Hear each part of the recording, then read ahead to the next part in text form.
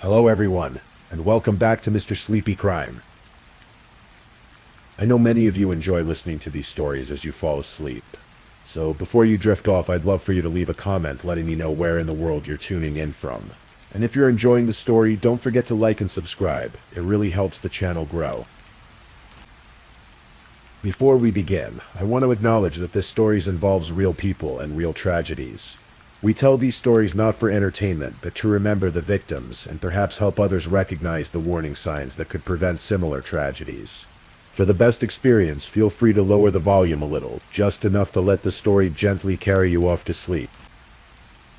Alright, please get comfortable, dim the lights, and let's dive into tonight's first story. Tonight we're traveling to the hills of West Virginia, to a small town where neighbors know each other's names, and trust runs deep. This is a story about ordinary people living ordinary lives, until those lives became tangled in something extraordinary and tragic. Take a deep breath. Let it out slowly. There's no rush here. We have all the time we need. This is the story of Michael Cochran. In the heart of Appalachia sits Beckley, West Virginia. It's the kind of place where weekends mean Little League games and backyard barbecues, where the air smells like fresh-cut grass in the summer and wood smoke in the winter. The houses are modest but well-kept, and the people wave to each other from their front porches. Michael Brandon Cochran was born in Beckley on December 23rd. In 1980, he grew up there, surrounded by the green mountains and winding roads that define that part of the country. His mother, Donna Bolt, loved him fiercely, and after she remarried, Michael gained a stepfather named Eddie, who would come to love him as his own son. Michael grew into a friendly, athletic young man. He had an easy smile and a genuine way about him that made people want to be around him. He loved computers, loved sports, loved being active. He was the kind of person who seemed to fit naturally into his community, someone you could count on to show up and help out when needed. And that's where he met Natalie Jessup. They were high school sweethearts, the kind of couple everyone assumed would last forever. Natalie was smart and driven, working toward a career in pharmacy. Michael worked with computers, a field that suited his logical mind and his patience with complex problems. They married young, during college, filled with the optimism that comes with being in love and starting a life together.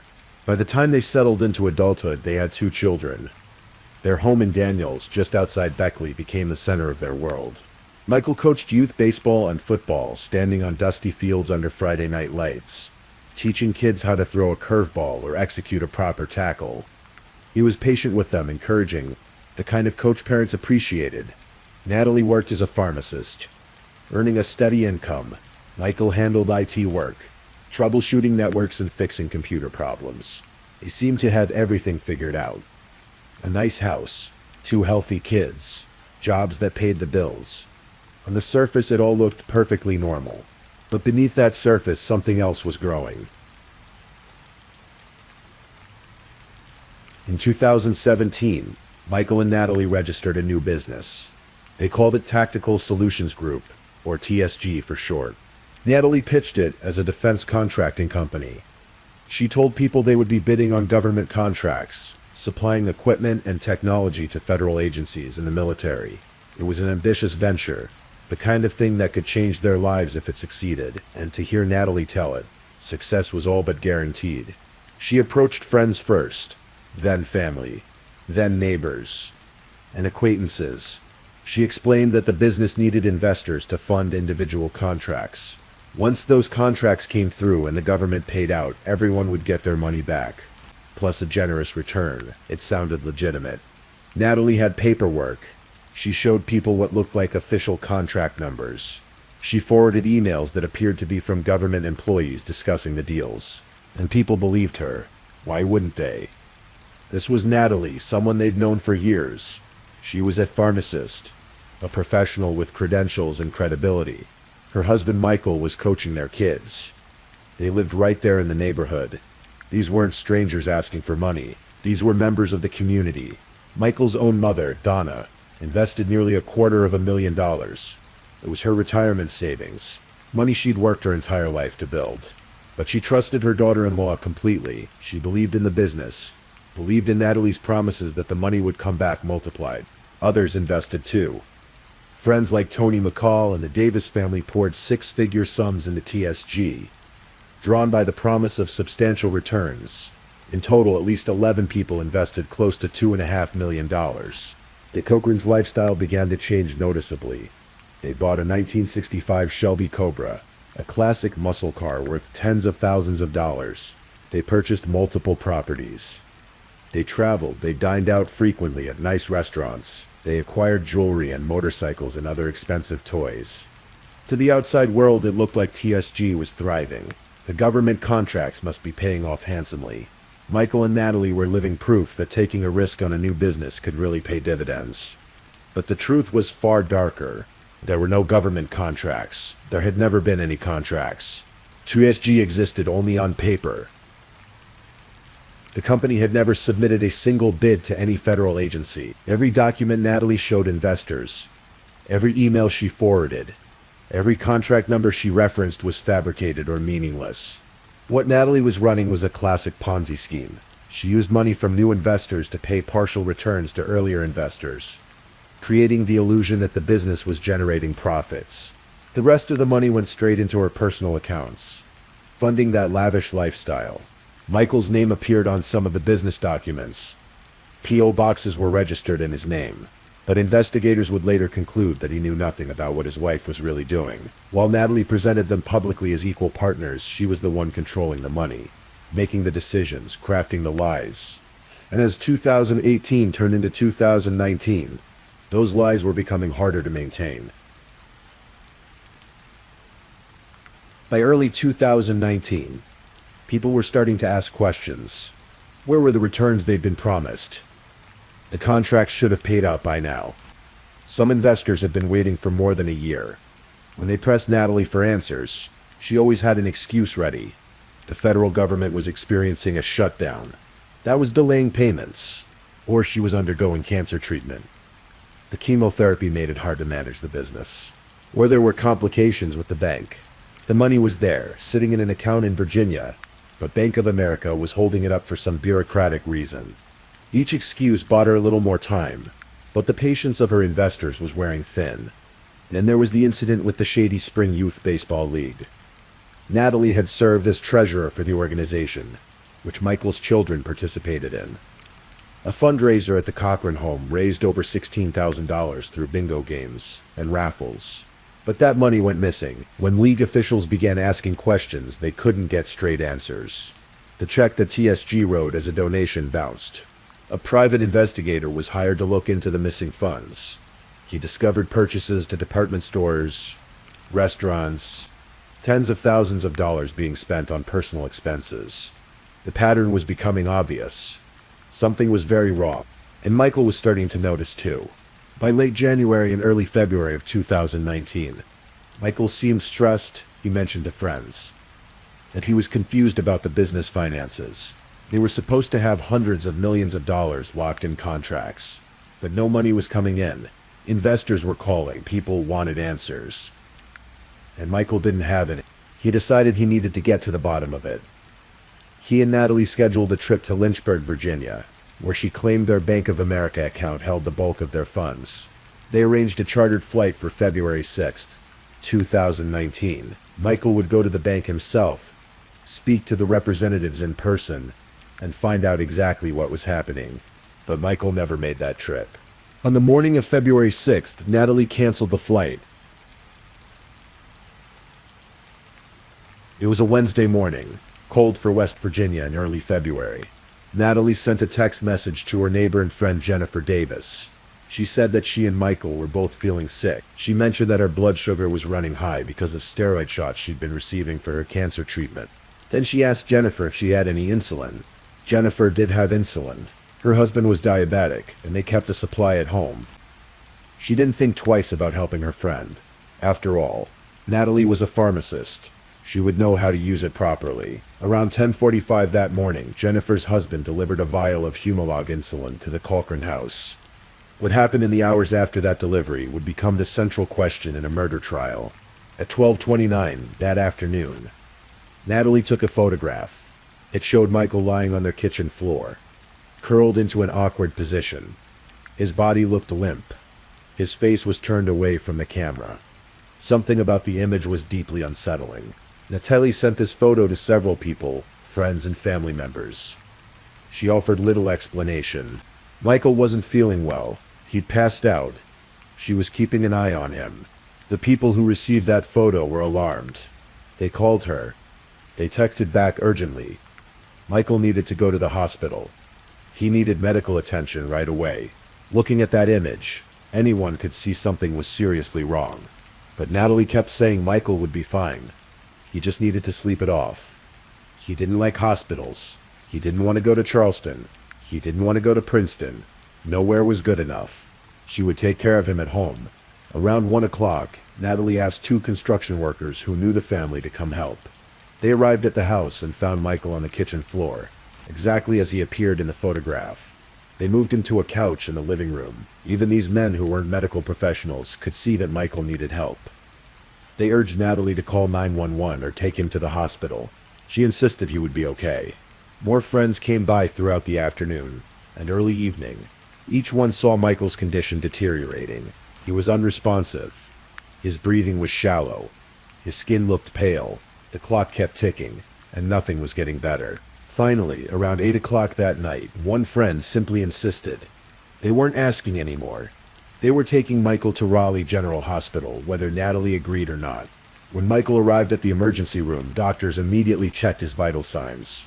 His blood glucose level was 21. For context, a normal fasting blood sugar is between 70 and 100. Anything below 54 is considered dangerously low, potentially life-threatening. Michael's level was 21. His body was in severe hypoglycemic shock. He was not diabetic.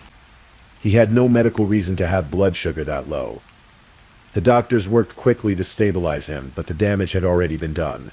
Michael's brain had been deprived of glucose for hours, and brain cells cannot survive long without their primary fuel source. He was placed on a ventilator. Medical staff transferred him to intensive care. His mother, Donna, who was a retired nurse, finally received a call from Natalie telling her that her son was in the hospital. By the time Dawn arrived, Michael was already unconscious. He never woke up. For 5 days, Michael remained in the hospital while his organs slowly failed. On February 11th, 2019, he was moved to hospice care. That same day, surrounded by family, Michael Brandon Cochran died. He was 38 years old. At first, Michael's death was treated as a medical mystery. The doctors couldn't definitively say what had caused such a catastrophic failure in an otherwise healthy man.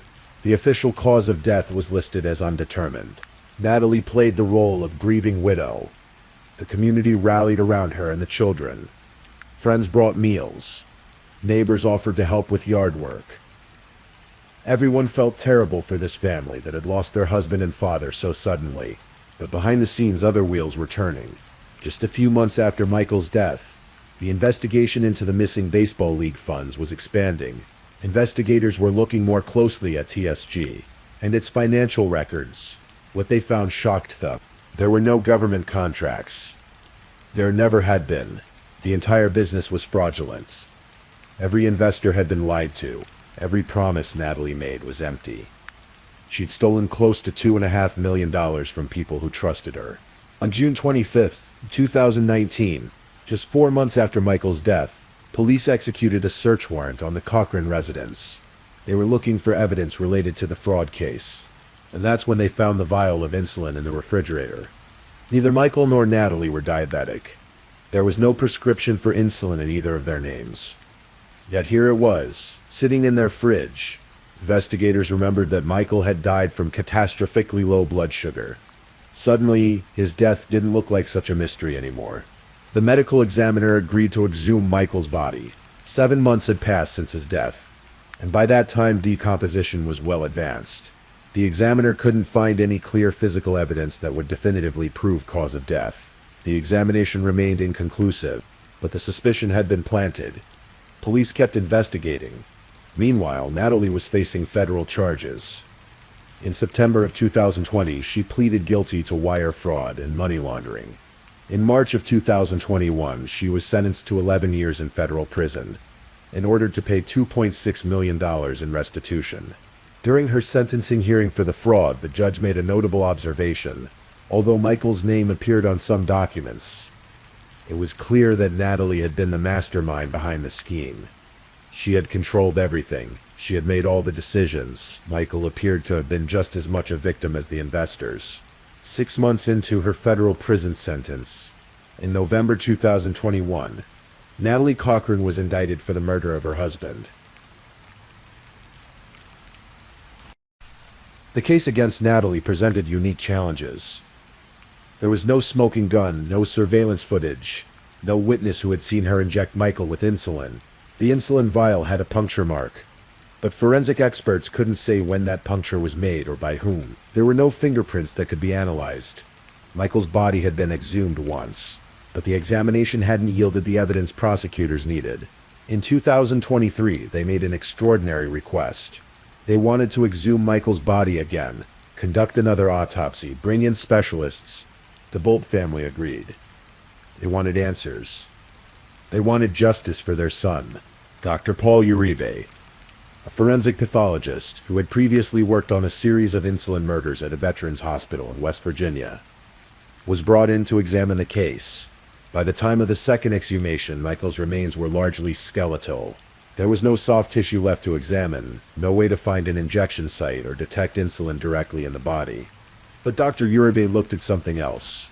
The totality of the medical records from Michael's hospitalization.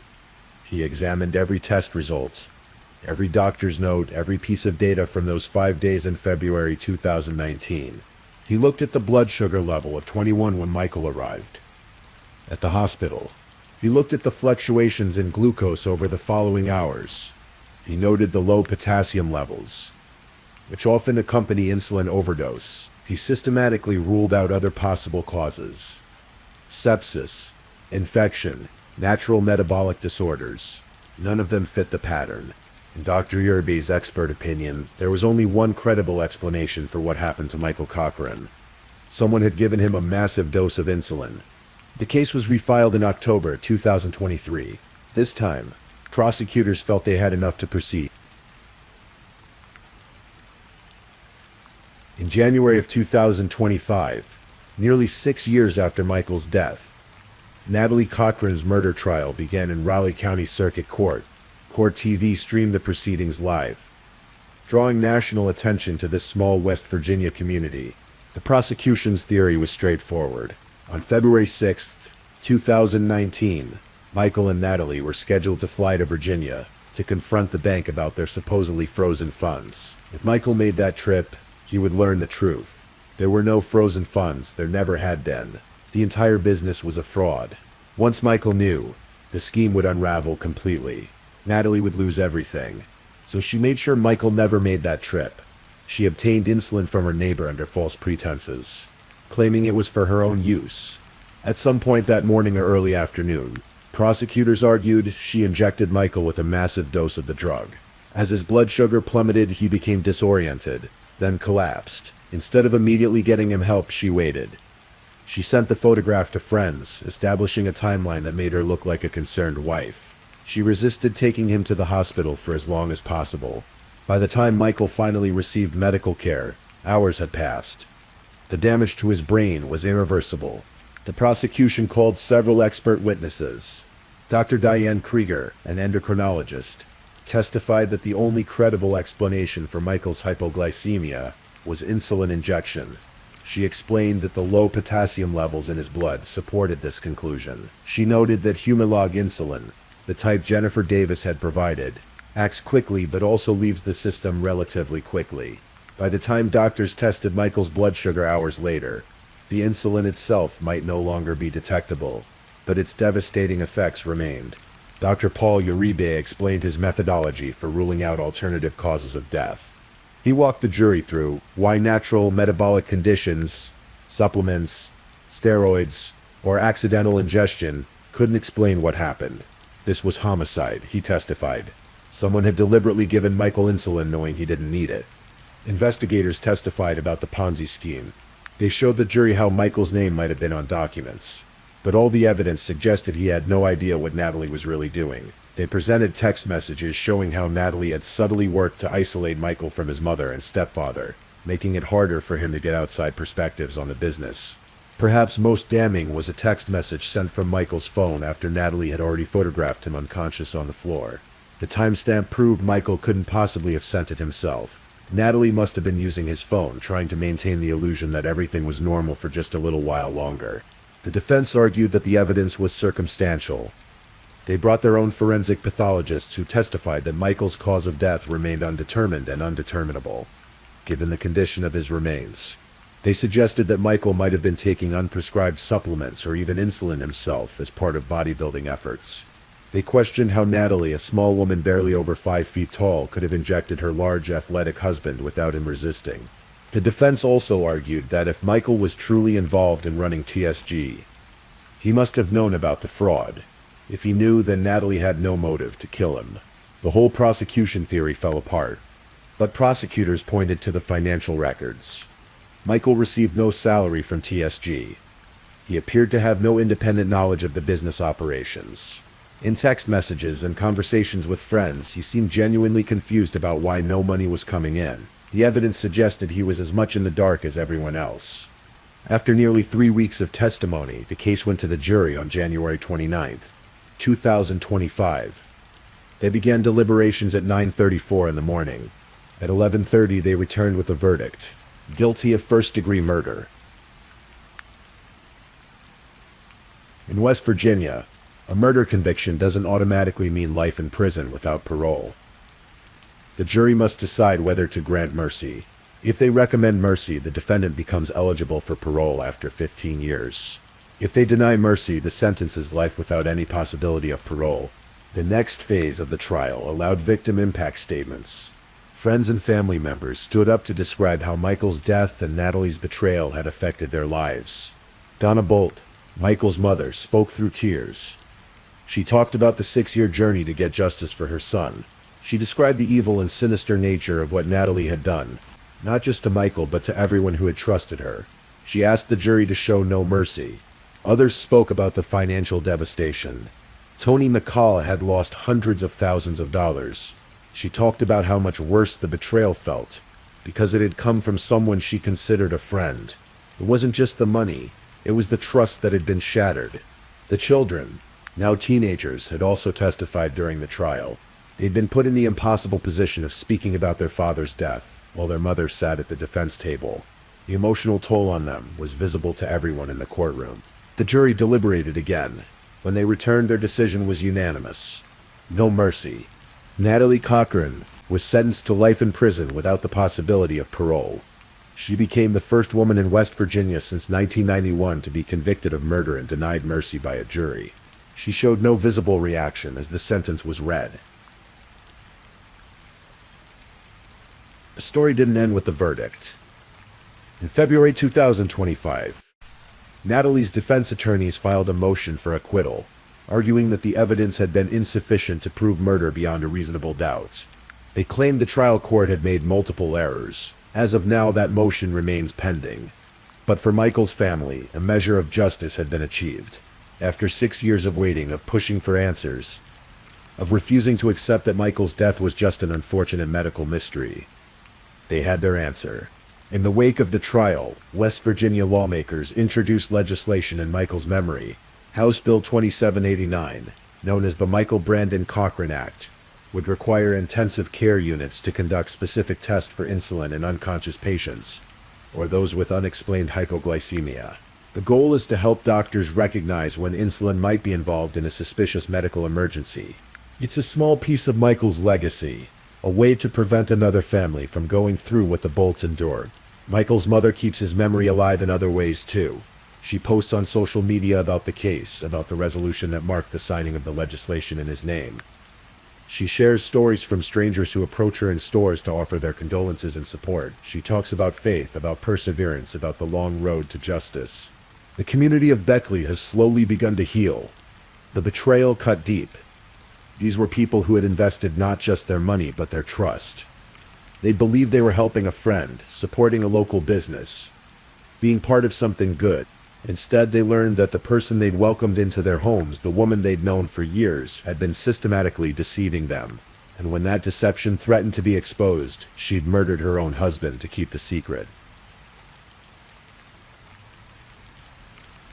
Michael Cochran should still be here. He should be in his mid-40s now, coaching another generation of kids in baseball and football. He should be watching his own children grow up, graduate, start their own lives. He should be working at his computer, solving problems, helping people navigate technology. Instead, he's buried in Sunset Memorial Park in West Virginia. His life was cut short by the person who stood beside him and promised to love and cherish him, the person who shared his home and his children, the person he trusted above all others. In the end, that's what makes this story so tragic. It wasn't a stranger who killed Michael. It wasn't a random act of violence. It was an act of cold calculation by someone who decided that her secret was more important than his life. The case stands as a reminder of how well people can hide darkness behind a pleasant facade. Natalie Cochran was a pharmacist, a mother, a respected member of her community. She smiled at neighbors, volunteered at her children's school, attended church. No one suspected what she was capable of until it was far too late, but it also stands as a testament to persistence. Donna and Eddie Bolt never stopped pushing for answers. They never accepted the initial ruling of an undetermined cause of death. They kept asking questions, kept demanding investigations, kept their son's case alive when it would have been easier to let it fade away. 6 years is a long time to wait for justice. But they waited. And in the end, the truth came out. Michael's story is now part of the public record, told in courtrooms and on television, written about in newspapers and discussed in podcasts. But beyond the headlines and the legal proceedings, he was a real person. He was someone's son, someone's friend, someone's father. He mattered. His life had value. And now finally, that has been recognized. Take a slow, deep breath. Let your muscles relax. Let your mind settle. This story is over now. Michael's case is closed. His mother can finally rest, knowing that the person responsible has been held accountable. If this is your first time listening to one of our true crime stories, welcome to Mr. Sleepy Crime, where we explore these cases in a calm and respectful way. I also want to take a moment to appreciate my amazing subscribers who've been rocking with me. Thank you so much for your continued support. If you're still awake and listening, don't forget to drop a comment. Let me know where you're tuning in from and the current time in your corner of the world. Or just say something to let me know you're still here. And if you haven't already, be sure to like this video and subscribe so you don't miss our next true crime stories for sleep. Now let's move on to our second story.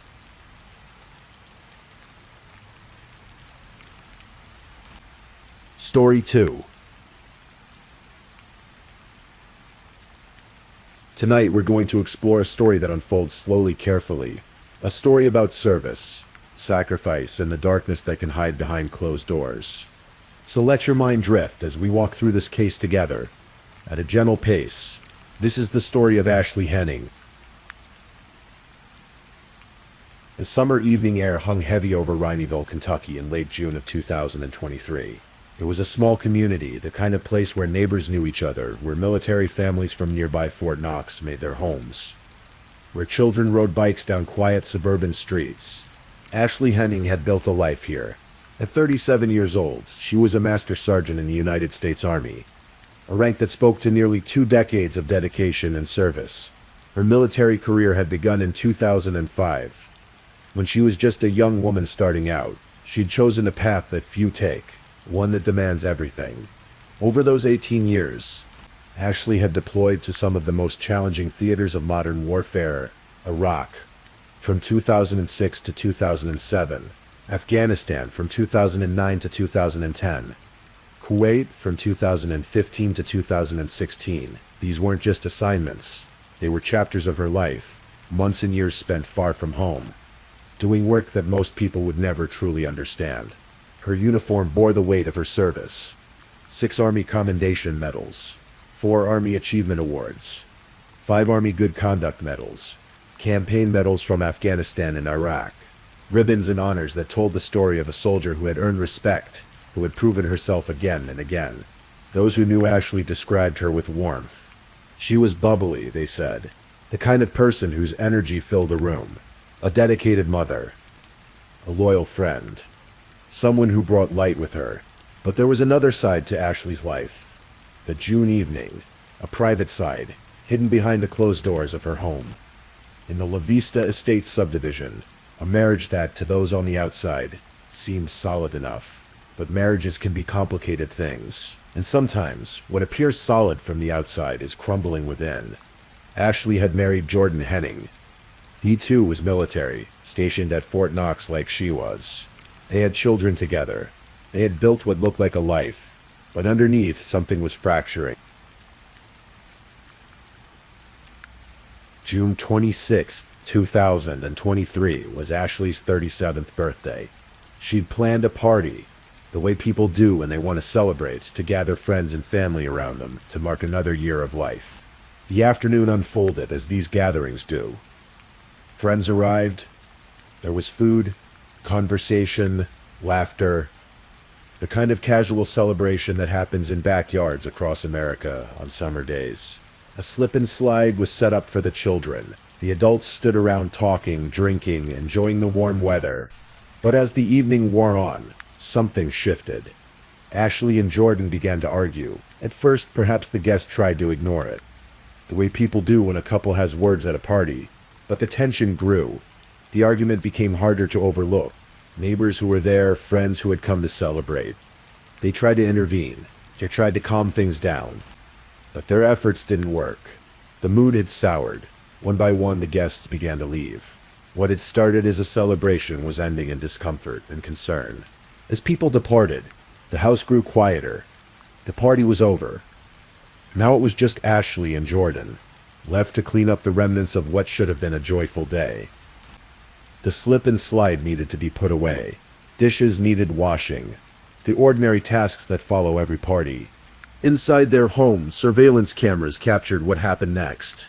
The kind of home security cameras that many families install, little devices meant to provide peace of mind, to keep watch. These cameras had been there for a while. Jordan had helped install them himself. The footage shows Ashley and Jordan moving through their kitchen, cleaning up.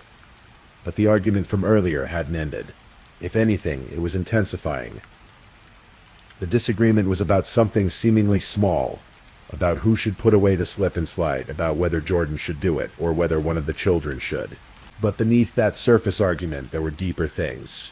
Years of accumulated resentments. Complaints about their marriage, about intimacy, about respect, about all the small wounds that can accumulate in a relationship until they form something much larger. The tension escalated. Ashley's son, sensing danger, did what frightened children do. He ran to a neighbor's house, looking for help. Jimmy Watts was that neighbor. A man who lived nearby, someone who knew the Hennings, had been friendly with them. When Ashley's son came to his door, frightened, saying there was trouble at home, Watts didn't hesitate. He went to help. What Watts walked into was a situation spiraling out of control. Jordan and Ashley were still arguing intensely. Watts tried to intervene, tried to de-escalate, to calm things down, but Jordan didn't respond well to his presence.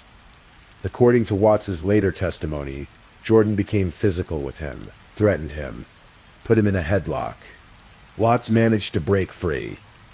He fled the house, and once outside, safely away, he did what people do in emergencies. He called 911. But Jordan, inside the house, had heard him making that call, and something about that phone call, about the police being contacted, became a breaking point. Jordan went upstairs. He went to the bedroom, and he retrieved a gun. What happened next was captured by those home security cameras. Silent witnesses mounted on the walls, recording everything. The footage is difficult to watch. It shows Jordan coming back downstairs with the weapon. It shows him confronting Ashley in the kitchen. It shows him shooting her, not once, multiple times, 4 shots. Ashley, struck, fell. The cameras captured her collapsing, wounded, bleeding, and then Jordan did something that would later be emphasized by prosecutors as evidence of intent. He left the room. He went to reload the gun. He chambered new rounds. And then he came back. He fired again. One more shot into Ashley as she lay on the kitchen floor. The cameras captured one more detail that prosecutors would later highlight. After shooting Ashley that final time, Jordan spat on her body. Then he left, he got into his vehicle and drove away, leaving Ashley dying on the kitchen floor. He was arrested a mile from the house. According to the police report, he apologized during his arrest. "I'm sorry," he said, but Ashley was gone. She was posthumously promoted that same day, on what should have been a day of celebration. She became Master Sergeant Ashley Henning in death, an honor that recognized her years of service. But it was an honor she would never know about. She was 37 years old, a mother, a soldier, gone. Months later, the case went to trial. Jordan Henning was charged with murder. The prosecution argued that this was intentional killing, driven by hatred that had built up over time. They pointed to the video evidence. They pointed to the fact that Jordan had reloaded. They pointed to him spitting on Ashley's body. How could this be anything other than deliberate murder? But Jordan's defense team presented a different narrative. They argued that Jordan had broken, that he had suffered an extreme emotional disturbance, that years of alleged abuse from Ashley had built up until he snapped. In Kentucky law, there's a provision for this. If a jury believes someone acted under an extreme emotional disturbance, they can reduce a murder charge to manslaughter. It requires showing that the person's judgment was so impaired that they weren't fully in control. Jordan took the stand in his own defense. Tearfully, he told the jury about his marriage. He claimed Ashley had abused him for years. Physically, he said. Emotionally. He said she had pushed him downstairs, bitten him, hit him. He said she had emasculated him, that she outranked him in the military and used that against him. He said she had squeezed his genitals during the party that night, part of a pattern of abuse. He said that when the neighbor called 911, he feared for his life. He feared his military career was over. He feared his wife might harm him. He said he grabbed the gun because of those fears. And then he said he didn't remember shooting her. He said he just broke, that he found himself standing over her, gun in hand, not knowing how he got there. The prosecution argued differently. They said Jordan went for that gun the moment he realized police were coming, that his military career was indeed about to end, but not because of Ashley, because of his own actions. They said he shot Ashley not in self-defense or in some uncontrolled break, but in rage, in punishment for her daring to call for help, for threatening to expose whatever he wanted kept hidden. There were other details that emerged during the trial. Testimonies from Ashley's friends who said they'd never seen her be abusive. Testimonies from Jordan's military colleagues who spoke to his character. Expert witnesses debating the psychology of extreme emotional disturbance. And there was that video, played for the jury, showing exactly what happened in that kitchen. After hearing all the evidence, after watching that terrible footage, after listening to both sides present their cases, the jury deliberated for 4 hours. They came back with a verdict. Guilty, but not of murder, of first-degree manslaughter, the lesser charge. They had apparently accepted, at least to some degree, the defense argument about extreme emotional disturbance. In the courtroom, there was shock. Ashley's family and friends couldn't believe it. Her cousin John Williams, a Marine Corps chief warrant officer, was so overcome with anger that he called the jurors cowards right there in the courtroom. The judge had to threaten him with jail time to maintain order. The same jury then had to decide on sentencing. For manslaughter in Kentucky, the maximum is 20 years. They deliberated for just 10 minutes before giving Jordan the maximum, 20 years. He would have to serve 85% of that before being eligible for parole, 17 years. But to Ashley's loved ones, it wasn't enough. Not nearly enough. They believed the jury had gotten it wrong. They pointed to the video evidence. How could anyone watch that and think this was anything less than murder? They believed racial bias had played a role. Ashley was black. Jordan was white. The one black juror had been dismissed as an alternate. A deliberating jury was all white. Had the tables been turned and she killed her white husband, she would have been held accountable and done much more time than 20 years, said Holly Victorino, one of Ashley's friends. At his formal sentencing in May of 2025, Jordan addressed the court. He was tearful, apologetic. "I'm sorry for the pain that I've caused all of you," he said. He addressed Ashley directly, using a nickname, Pooh Bear. I love you and I'm sorry I took you away from us all. He addressed his children. I'm sorry I took Mom away from you. He insisted. Despite what people may think, I loved Ashley. I miss her and I think about her every day. Our marriage wasn't perfect and she didn't deserve what happened to her that day. But Ashley's brother spoke too. He had words for Jordan that were far less gentle. He said Jordan had manipulated the jury. He said Jordan had been living a double life. He referenced evidence that had come out about Jordan's activities on a fetish website called FetLife. Evidence suggesting Jordan had interests and a lifestyle he'd kept hidden from Ashley. You made Ashley the villain, discovering who you really are, her brother said. She found out and that terrified you. You told her you're going to ruin my image. We all heard it on camera. When Ashley said she had enough, you made sure she wouldn't say another word to another soul. He contrasted their military service. She was a decorated soldier. She served our country in Iraq and Afghanistan with honor and courage. You don't get to stay in your shadow and pretend you wore the same uniform the same way she did. You are a disgrace to every man and woman who's ever served the country in uniform with integrity. Later, Jordan tried one more time to reduce his sentence. He petitioned the court under a Kentucky law that allows abuse victims who kill their abusers to serve reduced time. He claimed again that he had been the victim. At that hearing, he detailed alleged incidents of abuse. He identified his profile on that fetish website. But prosecutors brought evidence showing that the things Jordan claimed were abuse were actually kinks he had listed on his profile as interests, things he had sought out even while married to Ashley. Judge Larry Ashlock denied the petition. Mr. Henning was not a victim of domestic violence, he said. There was nothing, and I mean nothing, in that video from Miss Henning that indicates to the court that there was any domestic violence on her part. The courtroom erupted in applause. Ashley's family and friends finally felt heard, at least in that moment. Jordan would serve his 20 years. No reduction. And so the legal case ended. Jordan Henning sits in prison. He won't be eligible for parole until around 2042. But the case raises questions that linger like smoke in the air. Questions about domestic violence and who gets believed. Questions about how race affects justice. Questions about what really happened in that marriage.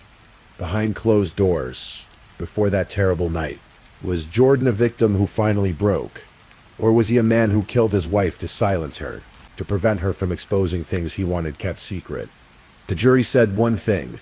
Ashley's family believes another. And Ashley, the only other person who truly knew, is gone. What we know for certain is this. Ashley Henning served her country with honor. She deployed to war zones. She earned her rank. She raised children. She had friends who loved her, who described her as warm and vibrant. And on her 37th birthday, after a party meant to celebrate her life, she died on her kitchen floor, shot by the man she had married. 3 children lost their mother that night. A family lost a daughter, a sister, a cousin. The military lost a dedicated soldier. And a small community in Kentucky was reminded that violence can erupt anywhere, even in homes that look peaceful from the outside. The surveillance cameras in that house were meant to provide security, to keep the family safe. Instead, they became witnesses to a tragedy, silent watchers who recorded everything but could do nothing to prevent it. Sometimes the tools we think will protect us can only document our losses. The case of Ashley Henning speaks to larger questions about domestic violence, about military families and the stresses they face, about justice and whether it's truly blind. It speaks to the way trauma can echo through generations. Ashley's children will carry this with them always. The weight of that night, the knowledge of what happened in their home, the complicated grief of losing a mother, and in a different way losing a father too. It speaks to the courage of those who serve in uniform, knowing that sometimes the danger they face isn't on a battlefield overseas, but in their own homes. And it speaks to the complexity of truth.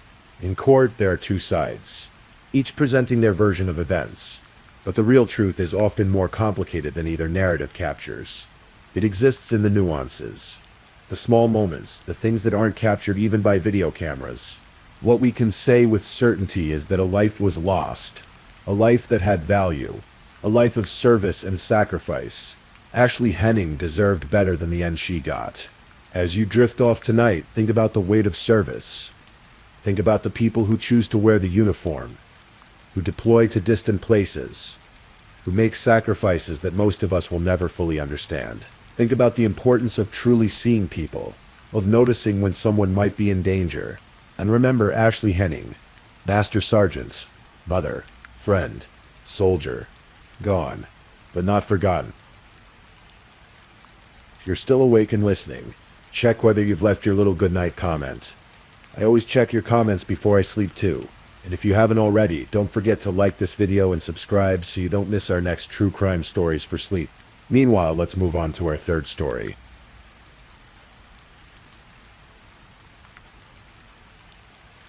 Story 3.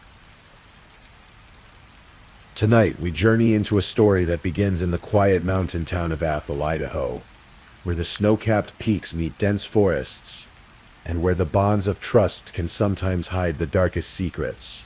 This is a story about Kendi Howard, a woman who brought light wherever she went, a woman who collected glass chickens, a woman who loved her family fiercely, and a woman whose life ended on a cold February night in 2021, in a way that would shock an entire community and expose the calculated mind of someone trained to protect and serve.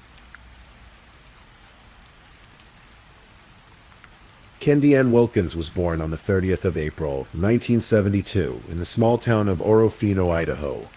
Her parents, Janie and Wendell Wilkins, raised her with her older brother Brian in a kind of tight-knit family where everyone looked out for each other. When Kendi was just 4 years old, the family moved to Lewiston, where she would spend her childhood running, dancing, and channeling her fierce competitive spirit into youth track meets.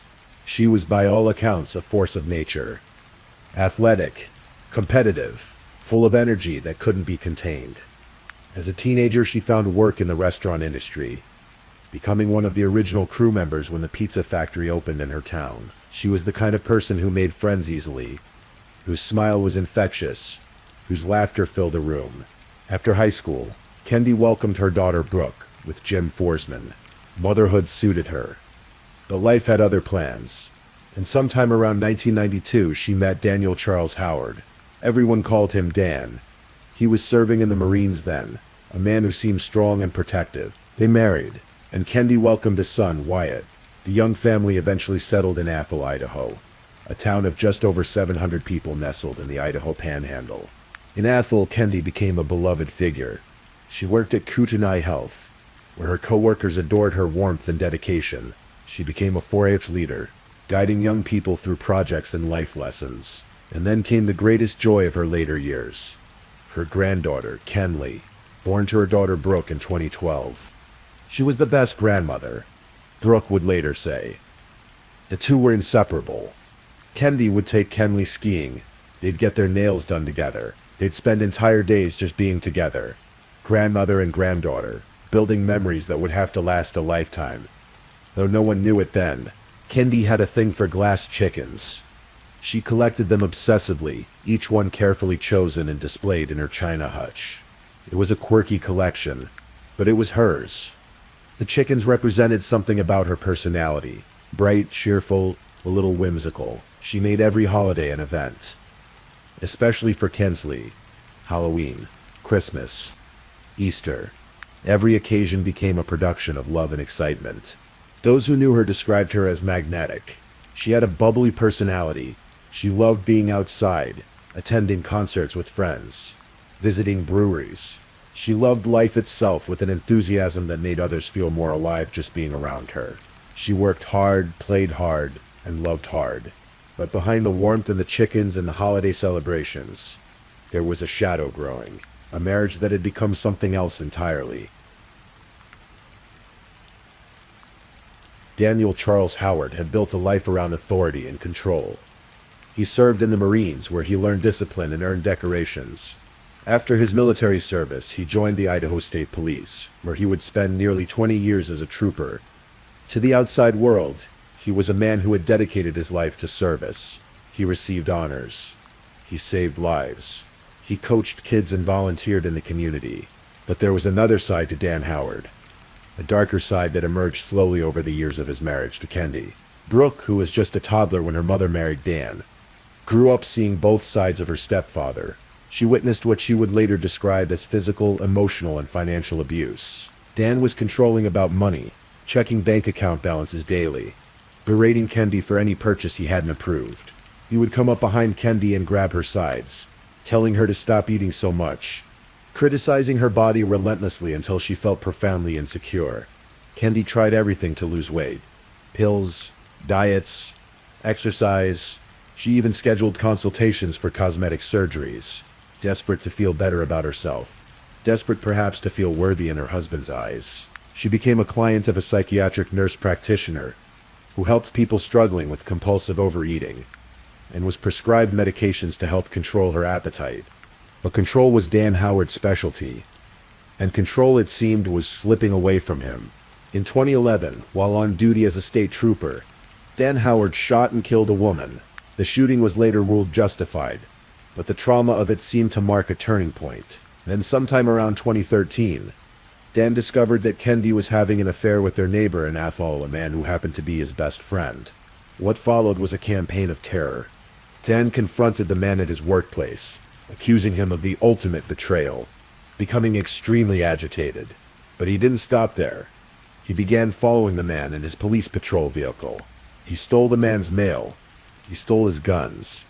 He poured syrup into the man's vehicles, and then one night he fired a gun at the man's house.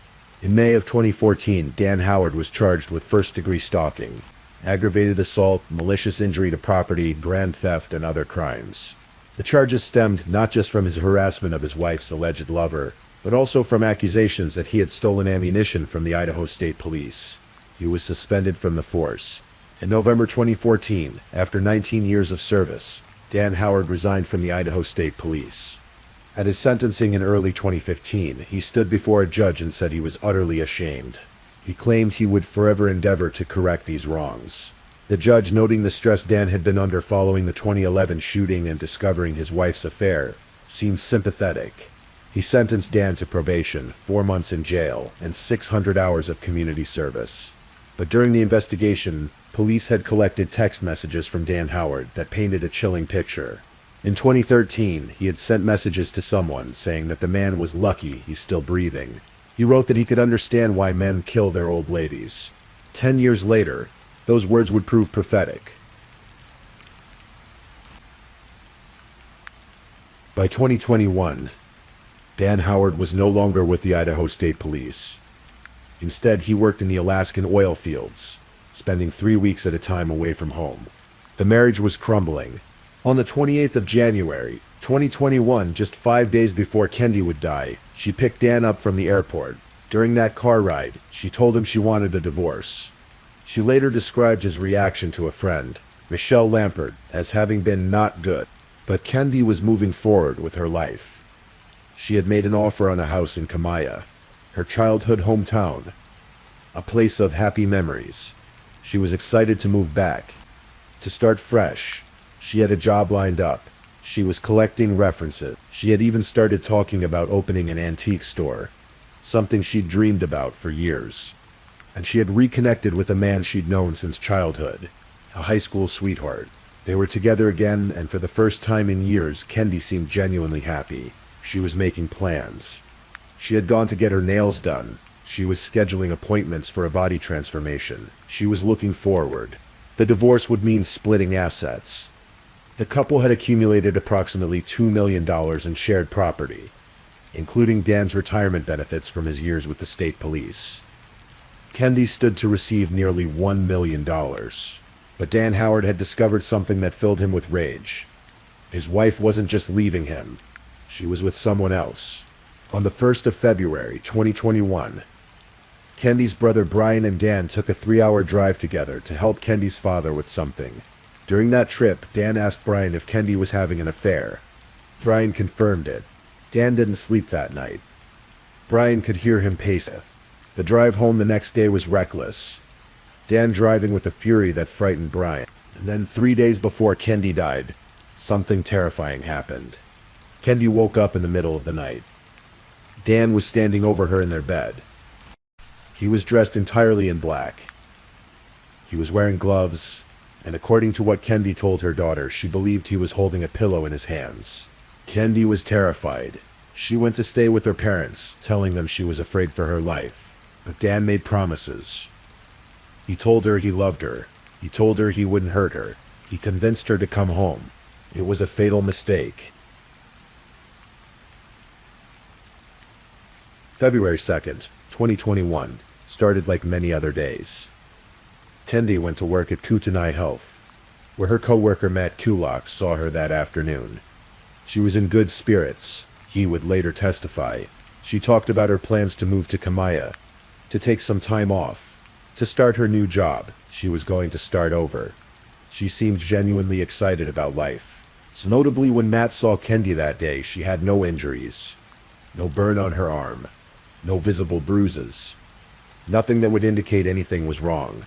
That evening, Kendi returned home to the house in Athol. A packed duffel bag sat at the bottom of the stairs, filled with women's clothing. Someone was planning to leave. Only Kendi and Dan were home that night. What happened in those hours between when she arrived home and when Dan called 911 would become the subject of intense investigation, expert testimony, and ultimately a murder trial. According to Dan's later statements to police, Kendi went upstairs to take a bath. He remained downstairs. He was filling out divorce paperwork, he said, having a few beers, watching television, doing laundry. He heard a thud, he claimed, but didn't investigate. Not for an hour and a half. Finally, he said he went upstairs. And there in the bathtub he found his wife. She was naked. She was dead. There was a gunshot wound in her mouth. Her gun was submerged in the bathwater. At 10:43 p.m., Dan Howard called 911. The screaming began immediately. "She's in the bathtub dead," he screamed. "She shot herself." The call was dispatched as a suicide. Kootenai County Sheriff's Deputy Miranda Thomas was one of the first responders to arrive at the Howard home that cold February night. What she witnessed when she entered would stay with her. Dan Howard was screaming, yelling, asking for help. He was sobbing. He was gagging. He appeared to be freaking out completely. Deputy Thomas and the other officers watched this performance, but some of them noticed something odd. Despite all the crying, there were no tears. In the upstairs bathroom, they found Kendi Howard's body in the bathtub. She was nude. The water was still warm to the touch. Her hair had been pulled back with a clip, though some strands had escaped and fallen across her face. Her purse and phone sat neatly by the sink. A handgun was submerged in the water. But almost immediately, the responding officers felt something was off. Detective Jerry Northrup, who would become the lead investigator, arrived at the scene. He noticed broken glass in the primary bedroom. Kendi's clothing was thrown on the floor. Behind the bathroom door there were wet towels, and then there was the laundry. The clothes dryer was running.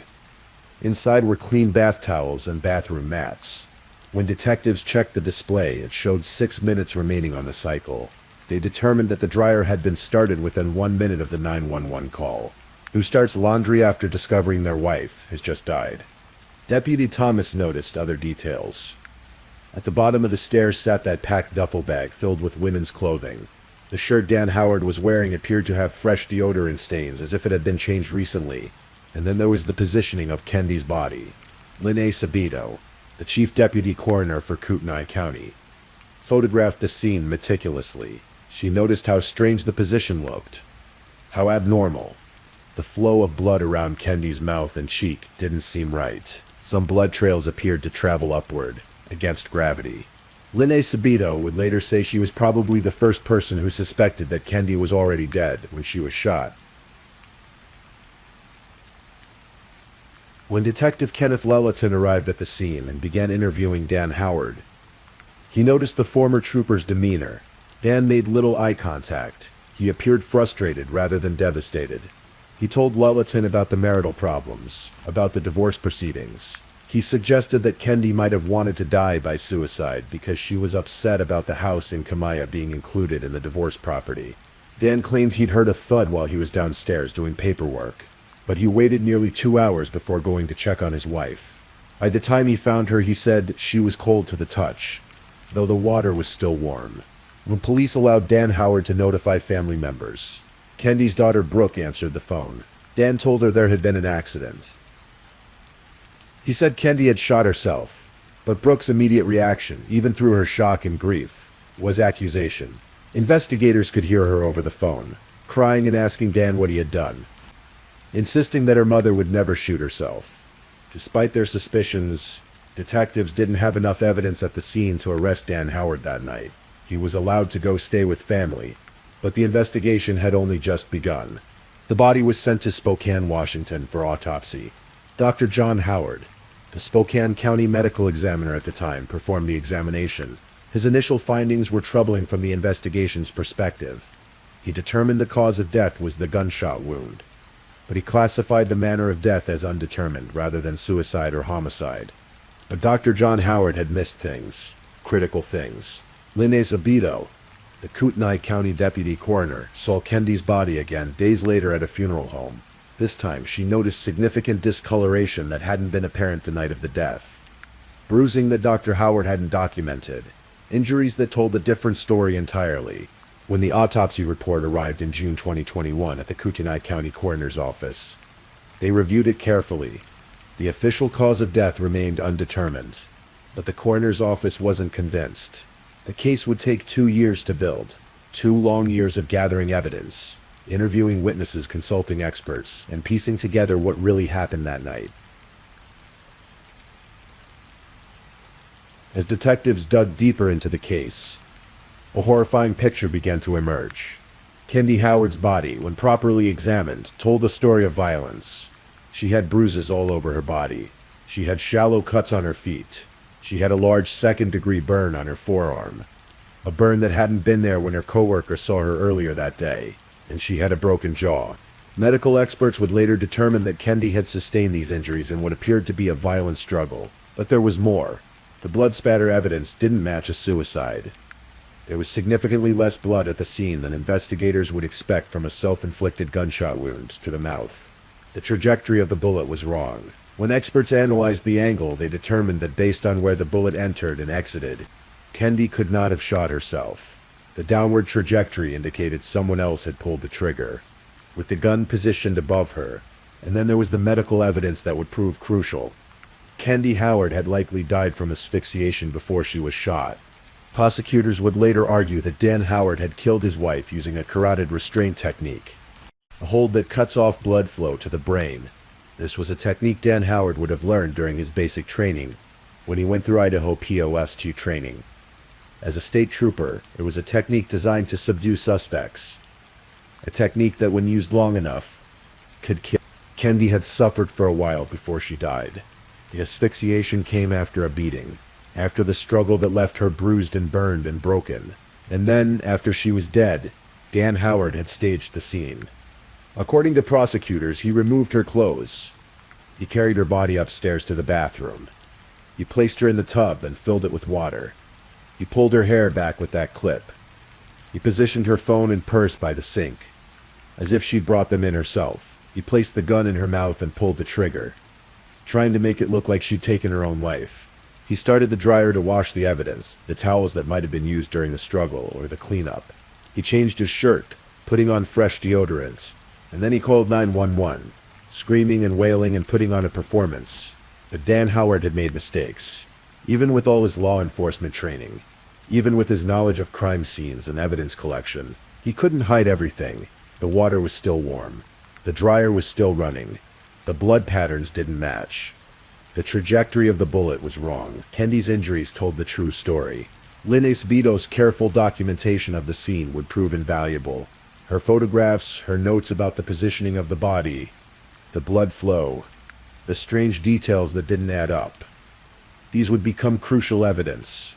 In April 2023, more than 2 years after Kendi's death, Dan Howard was finally arrested and charged with first-degree murder and felony domestic battery. The domestic battery charge stemmed from an incident 7 months before Kendi's death, an incident where Kendi had photographed bruises on her body and sent them to her friend Michelle Lampert. Dan Howard pleaded not guilty.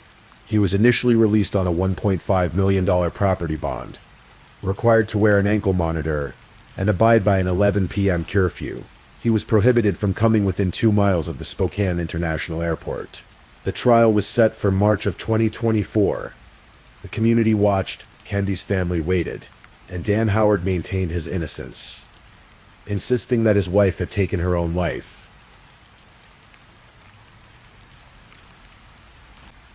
On March 4th, 2024, 3 years and 1 month after Kendi Howard's death, the trial of Dan Howard began in Coeur d'Alene.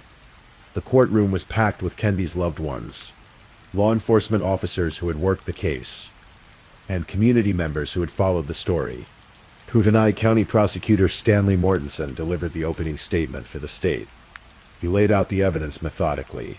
The fight that night over finances, the physical violence, the broken jaw, the carotid restraint, the staging of the scene. There were two sides to that coin. Mortensen told the jury, referring to Howard's background in law enforcement, having the ability to read a crime scene and collect evidence also gives the ability to stage a crime scene and not leave evidence. Mortensen explained that the state's case would show that Kendi Howard died of asphyxiation, not from the gunshot wound. That she was killed by her husband, who then went to elaborate lengths to make it appear she had died by suicide. That Dan Howard was guilty of murder. A defense attorney, Jason Johnson, countered with a different narrative. He argued that Kendi Howard had been suicidal, that she was living a double life, struggling with body image issues, drinking and dealing with family conflict. He pointed out that Dan Howard's DNA was not found on the gun, only Kendi's DNA and another unidentified male sample. He argued there were no defensive marks on Dan, no DNA under Kendi's fingernails from a struggle. Johnson claimed the scene was consistent with suicide, that the medical examiner's initial assessment was correct, that the police had made up their minds early on and had twisted the evidence to fit their theory. The trial would last nearly 3 weeks and feature 62 witnesses. Brooke Wilkins took the stand, her voice thick with emotion as she described her mother as her best friend, as her daughter's best friend. She described Dan Howard as controlling and abusive, constantly criticizing Kendi's body, monitoring every penny spent. She testified about the terror in her mother's voice when Kendi described waking up to find Dan standing over her in black clothing just days before she died. Matt Kulak, Kendi's co-worker, testified that he'd seen Kendi at work the day she died, and she'd been in good spirits talking about her new life in Kamaya. Crucially, he testified that Kendi had no burn on her arm when he saw her, contradicting any suggestion that the injury had existed before the night of her death. Detective Eric Tolleson explained the carotid restraint technique to the jury, demonstrating how it would have been taught during Idaho State Police training.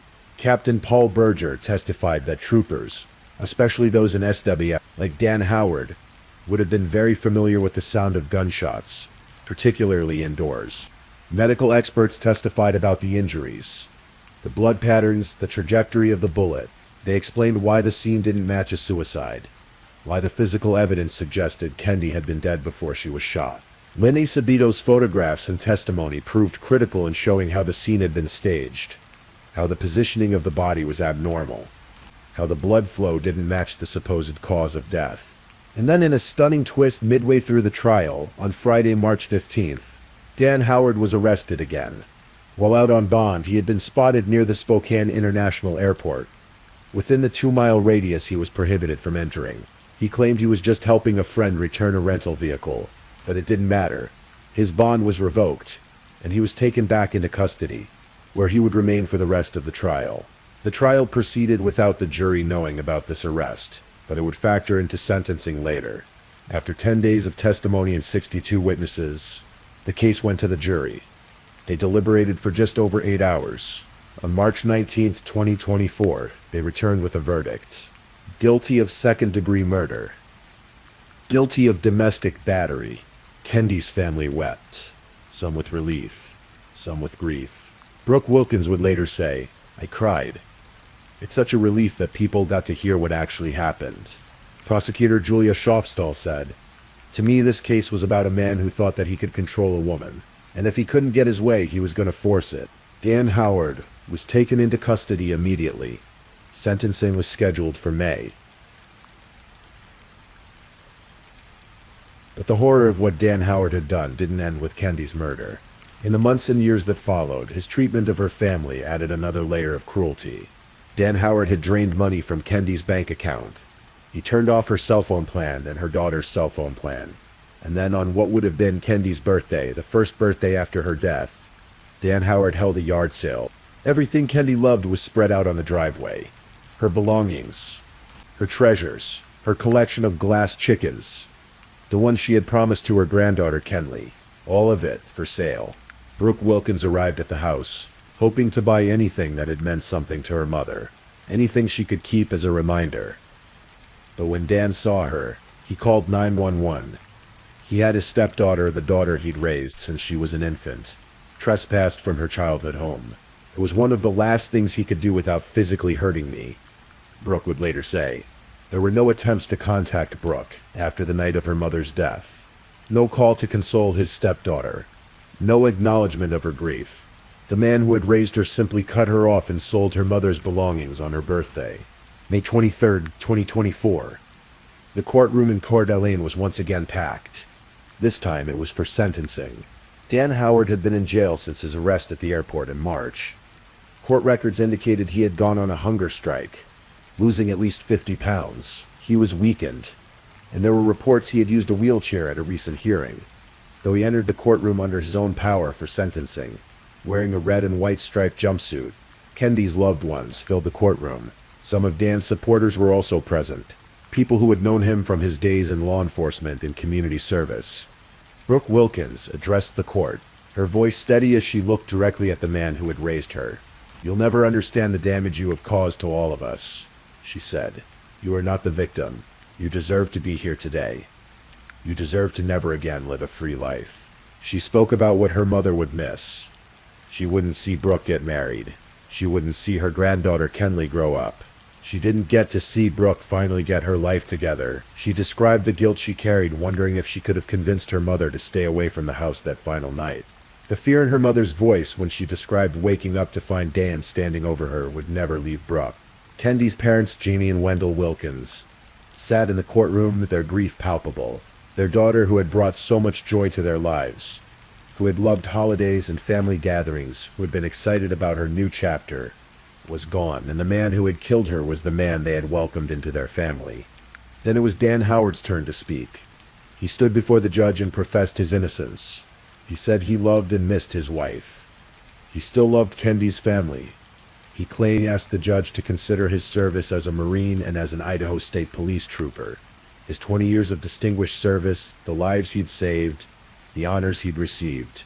He talked about his years coaching kids, his involvement in 4-H, his volunteer work in the community. "I'm not that monster people have portrayed me to be," he said. "I stand before you a shell of the man I used to be. Hell, I don't even have a shell left. My wife took her life, and she took my will to live." Kendi's family members in the gallery shook their heads at every word. They had heard enough of his lies. Prosecutor Art Verheeren addressed the court, describing Kendi's injuries in detail. The bruises all over her body, the shallow cuts on her feet, the second-degree burn, the broken jaw. He described how Dan Howard had killed Kendi by putting her in a carotid restraint, how she had suffered for a while before she died, how that suffering came after a beating. Verheeren described how Dan had then removed her clothes, carried her body to the bathroom, placed her in the tub, filled it with water, and shot her through the mouth to stage a suicide. He pointed out that Dan Howard's actions mirrored his behavior from 10 years earlier, when he had threatened to kill the man who had allegedly had an affair with Kendi, when he had stalked that man, stolen his mail, damaged his property, and fired a gun at his house. Then 1st District Judge Lamont Barek spoke. He addressed Dan Howard directly. "Despite your efforts at the time to appear emotional, sad, and distraught, it's clear to me that you're a remorseless killer, and I don't say that lightly," Barek said. The judge noted the text messages from 2013, where Dan had written that he could understand why men kill their old ladies. He said it was worth noting that Dan had discussed killing wives, and then 10 years later he did it. Barek described the motivation, a combination of jealousy, greed, pride, anger, and revenge. He said many people experience the aftershocks of infidelity and divorce, but not everyone's reaction is murder. "You didn't just kill Kendi," Barek told Howard. "You killed a mother. You killed a grandmother. You killed a sister. You killed a daughter. You killed a coworker. You killed somebody who brought a lot of life and light to those around her. You snuffed that out because of your own pride and greed." The judge said it was clear that Dan Howard showed little possibility of rehabilitation. Based on his history, Based on the heinous nature of the crime, society needed to be protected from Dan Howard. Kendi's family deserved closure. There is absolutely no justification for murdering your wife. And I think it's important the sentence sends that message. Barrett said, "It's an outrageously egregious murder. All murder is. But this is particularly heinous in my view. It's clear to me that you're a remorseless killer." Judge Barrett sentenced Dan Howard to life in prison without the possibility of parole for second-degree murder. He also received 10 years for domestic battery, to be served concurrently with the life sentence. Dan Howard, age 58, would die in prison. Sheriff Bob Norris issued a statement. Dan Howard tortured and murdered his wife. He has forfeited his right to live in a civilized society. Society is a safe place knowing he will die in prison. Prosecutor Stanley Mortensen said, "No parole. Dan Howard is going to die in prison." Outside the courthouse, Janie Wilkins, Kendi's mother, spoke to reporters. When asked about Dan's claims that he loved Kendi and her family, she was blunt. "He was only speaking for himself. He's just a liar. Kendi got the last laugh, and he finally got what he deserved." Today, Kendi Howard's memory lives on through her family. Her daughter Brooke has found love and is engaged to Sean Crowley. She's raising her daughter Kenley, who is now 12 years old and keeps her grandmother's memory alive. Some of Kendi's glass chickens survived. Brooke managed to save a few from the yard sale, and Kenley treasures them when she looks at them, and she sees all the different colors her grandmother collected. She feels a connection to the woman who loved her so much, who took her skiing and to get their nails done, who made every day an adventure. Brooke says her mother never let anything get her down, and she tries to keep that same positive outlook. Nothing will fill the hole he created, and nothing can fix or undo what he has done, Brooke said. But her name can be free. The thought that he can no longer have control over her name, her memory, and her spirit gives me a sense of peace. In February 2025, the Kootenai County Prosecuting Attorney's Office received the Outstanding Victim Services Award for 2024 from the Idaho Victim Witness Association. The award recognized the work of county prosecutors in what was called a complex and heartbreaking legal battle in the Howard case.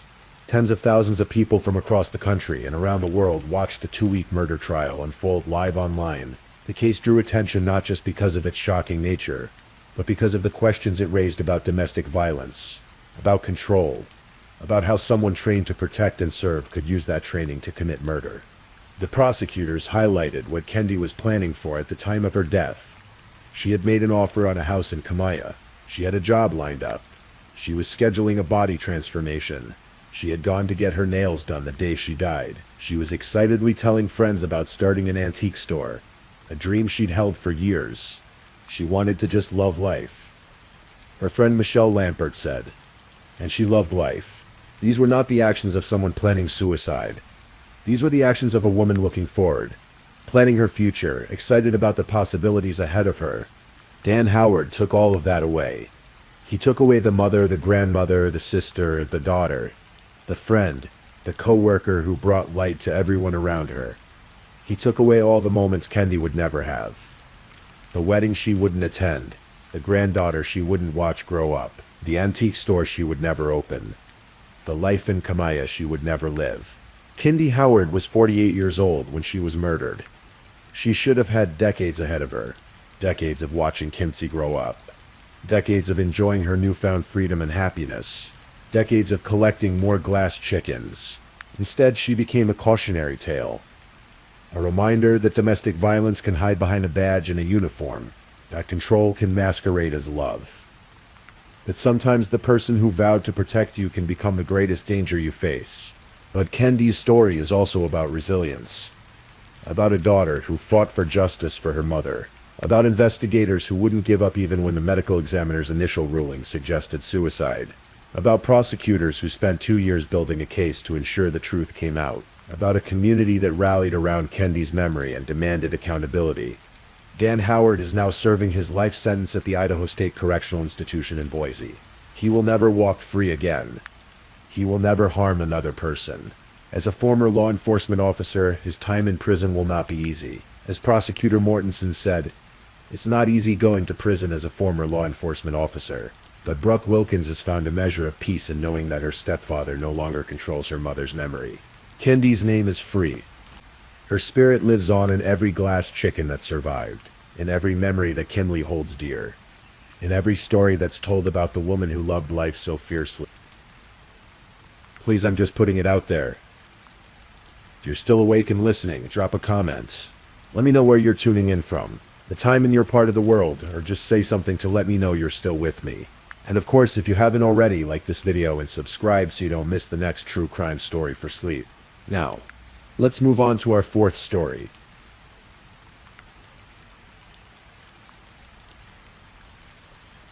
Story 4. Tonight we'll journey into a case that spans more than 3 decades. A story of tragedy, relentless determination, and ultimately justice. This is the story of Robin Cornell and Lisa Story. Let me take you back to Cape Coral, Florida, a quiet coastal community where the warmth of the sun meets the gentle rhythm of everyday life. It's a place where neighbors know each other, where children play outdoors, and where people feel safe in their homes. But on one night in 1990, that sense of safety would be shattered forever. So let your breathing slow and allow me to tell you this story. The year was 1990, and Cape Coral was growing steadily as a community. Among its residents was Jan Cornell, a hard-working single mother who worked at Cape Coral Hospital. Jan was devoted to her 11-year-old daughter, Rob, a bright, energetic 5th grader who loved to jump rope, play outdoors, and spend time with her friends. Robin was the kind of child who brought light into every room she entered. She had that special quality, that innocence and joy that all children possess before the world shows them its darker sides. Jan treasured every moment with her daughter, working hard to provide for them both, always making sure Robin felt loved and safe. In early May of 1990, Jan made a decision that seemed perfectly ordinary at the time. She needed a roommate to help with expenses, and a co-worker at the hospital, 32-year-old Lisa Story, needed a place to stay. Lisa was an international student, a photographer, a motorcyclist, someone with an adventurous spirit and a kind heart. The arrangement seemed perfect. Lisa moved into the apartment at the courtyards of Cape Coral condominiums on Southeast 12th Avenue on May 9th, 1990. It was just the beginning of what should have been a positive new chapter for both women. Lisa had recently become engaged to a man named Randy Richards, and she had just purchased a 1990 Seiko wristwatch as a birthday gift for him. The watch was engraved with words of love. To Randy, happy birthday, 5/11/90, all my love, Lisa. That evening, that ordinary Wednesday evening, Jan had plans to visit her boyfriend. She would watch a late-night talk show at his place, something she'd done many times before. Lisa, having just moved in that very day, kindly agreed to watch Robin while Jan was out. Before she left, Jan said goodnight to her daughter. Those final words would echo in her mind for decades to come. Good night. I'm going to Donnie's. I love you. Robin settled in for the evening, likely excited about the weekend ahead, about jump rope and playing with friends. Lisa settled into her new room, perhaps thinking about her fiancé, about the watch she'd give him for his birthday, about the new life beginning to unfold before her. Neither of them knew that someone was watching. Neither of them knew that before the night ended, their lives would be stolen away in an act of unspeakable cruelty. The hours passed quietly. Jen fell asleep on her boyfriend's couch while watching television. When she woke around 4 in the morning on May 10th, she realized she needed to get home quickly. Her shift at the hospital started in just 30 minutes. She drove through the quiet, dark streets of Cape Coral, probably thinking about the day ahead, about getting ready for work, about checking on Robin before she left. The morning air was still cool, the world not yet awake. When Jan arrived at her apartment, something immediately felt wrong. Both locks on the front door were bolted. She had specifically asked Lisa not to use the bottom lock because Jan only had a key to the top one. Her heart began to beat faster as she unlocked the top bolts and pushed open the door. Inside, the apartment was too quiet. That heavy, oppressive kind of silence that speaks of something terrible. And then Jan heard it. Footsteps. Someone was inside. Her breathing quickened. Something was very, very wrong. She stepped inside and saw something that made no sense. An ironing board had been set up in the living room, and on it, photographs of Robin had been carefully arranged, laid out, displayed. It was such a bizarre, disturbing sight that Jan's mind struggled to process what she was seeing. Then she heard more sounds from upstairs. Her maternal instincts took over, and she ran up the stairs, screaming Robin's name. The silence that greeted her was deafening. She rushed to her own bedroom first, and found Lisa. Lisa's body lay on the bed, lifeless and cold. John's world began to tilt, to spin, but she forced herself to keep moving. She had to find Robin. She had to find her daughter. She ran to Robin's room, and there, on the floor, she found her baby girl.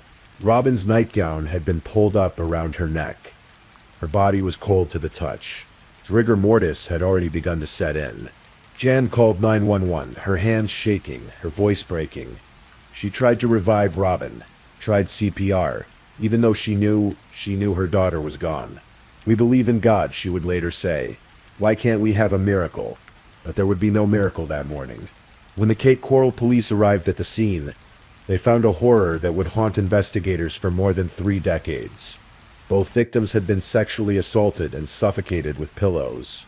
The attacks had occurred while they slept, giving them no chance to defend themselves or escape.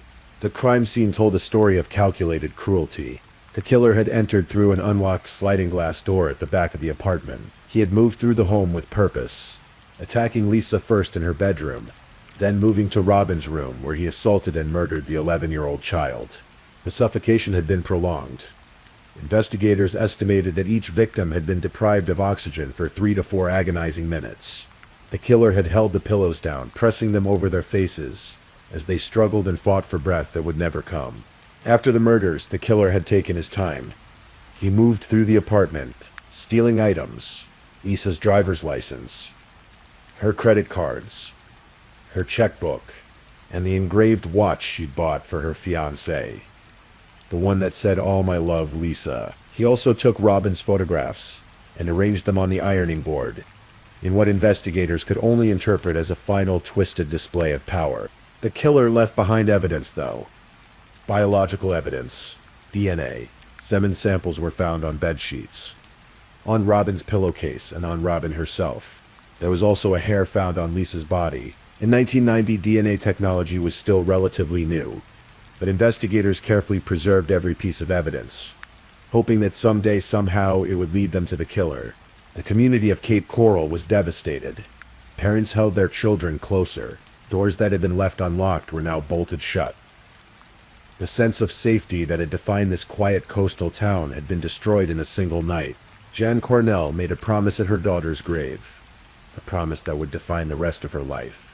She promised Robin that as long as she drew breath, she would never stop looking for whoever had done this. She would never let the case go cold. She would never let Robin and Lisa be forgotten. "I loved her with all my heart and soul," Jan said, "and someone hurt her. They terrified her to her death, and I made her a promise when I had to say goodbye. As long as I'm alive, I'll keep looking." The investigation moved forward with intensity. Hundreds of suspects were interviewed. Dozens of DNA samples were collected and tested. The case appeared on America's Most Wanted, not once, not twice, but 3 times. The most recent appearance coming in 2010, a full 20 years after the murders. Billboards were erected. Tips came in. Detectives followed every lead, no matter how small.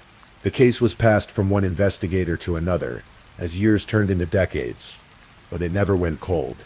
The Cape Coral Police Department never gave up, and Jan Cornell never stopped advocating for justice. Every weekend, Jan visited Robin's grave and placed fresh flowers there. Every anniversary of the murders, she spoke to the media, keeping the case in the public eye. Every day she carried the weight of that terrible morning, the image of her daughter's body, the knowledge that she hadn't been there to protect her. The years stretched on. 1990 became 2000. 2000 became 2010. Robin would have graduated high school, gone to college, perhaps married and had children of her own. Lisa's fiancé, Randy Richards, never forgot the woman he loved, the woman who had been taken from him just as their life together was beginning. The DNA evidence sat in a database, waiting. The killer's genetic signature was on file, waiting to be matched, but year after year, no match came.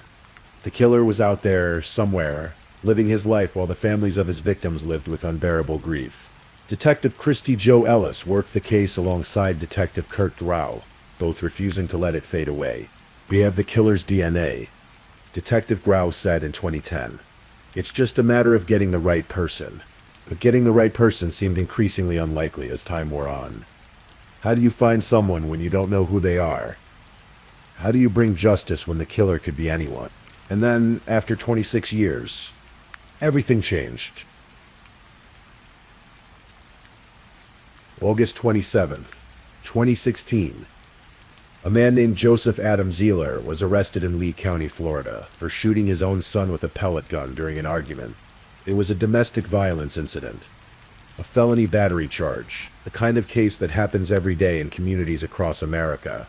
But this arrest would prove to be anything but ordinary. Under a law passed in Florida in 2009, anyone arrested for a felony is required to provide a DNA sample. These samples are entered into CODIS, the Combined DNA Index System, a national database that compares DNA from arrestees to DNA from unsolved crimes. Joseph Zieler's DNA was collected and entered into the system. Within days, the Florida Department of Law Enforcement made a connection that would change everything. Zieler's DNA matched the DNA recovered from the Cape Coral crime scene in 1990. The match wasn't close, it wasn't probable.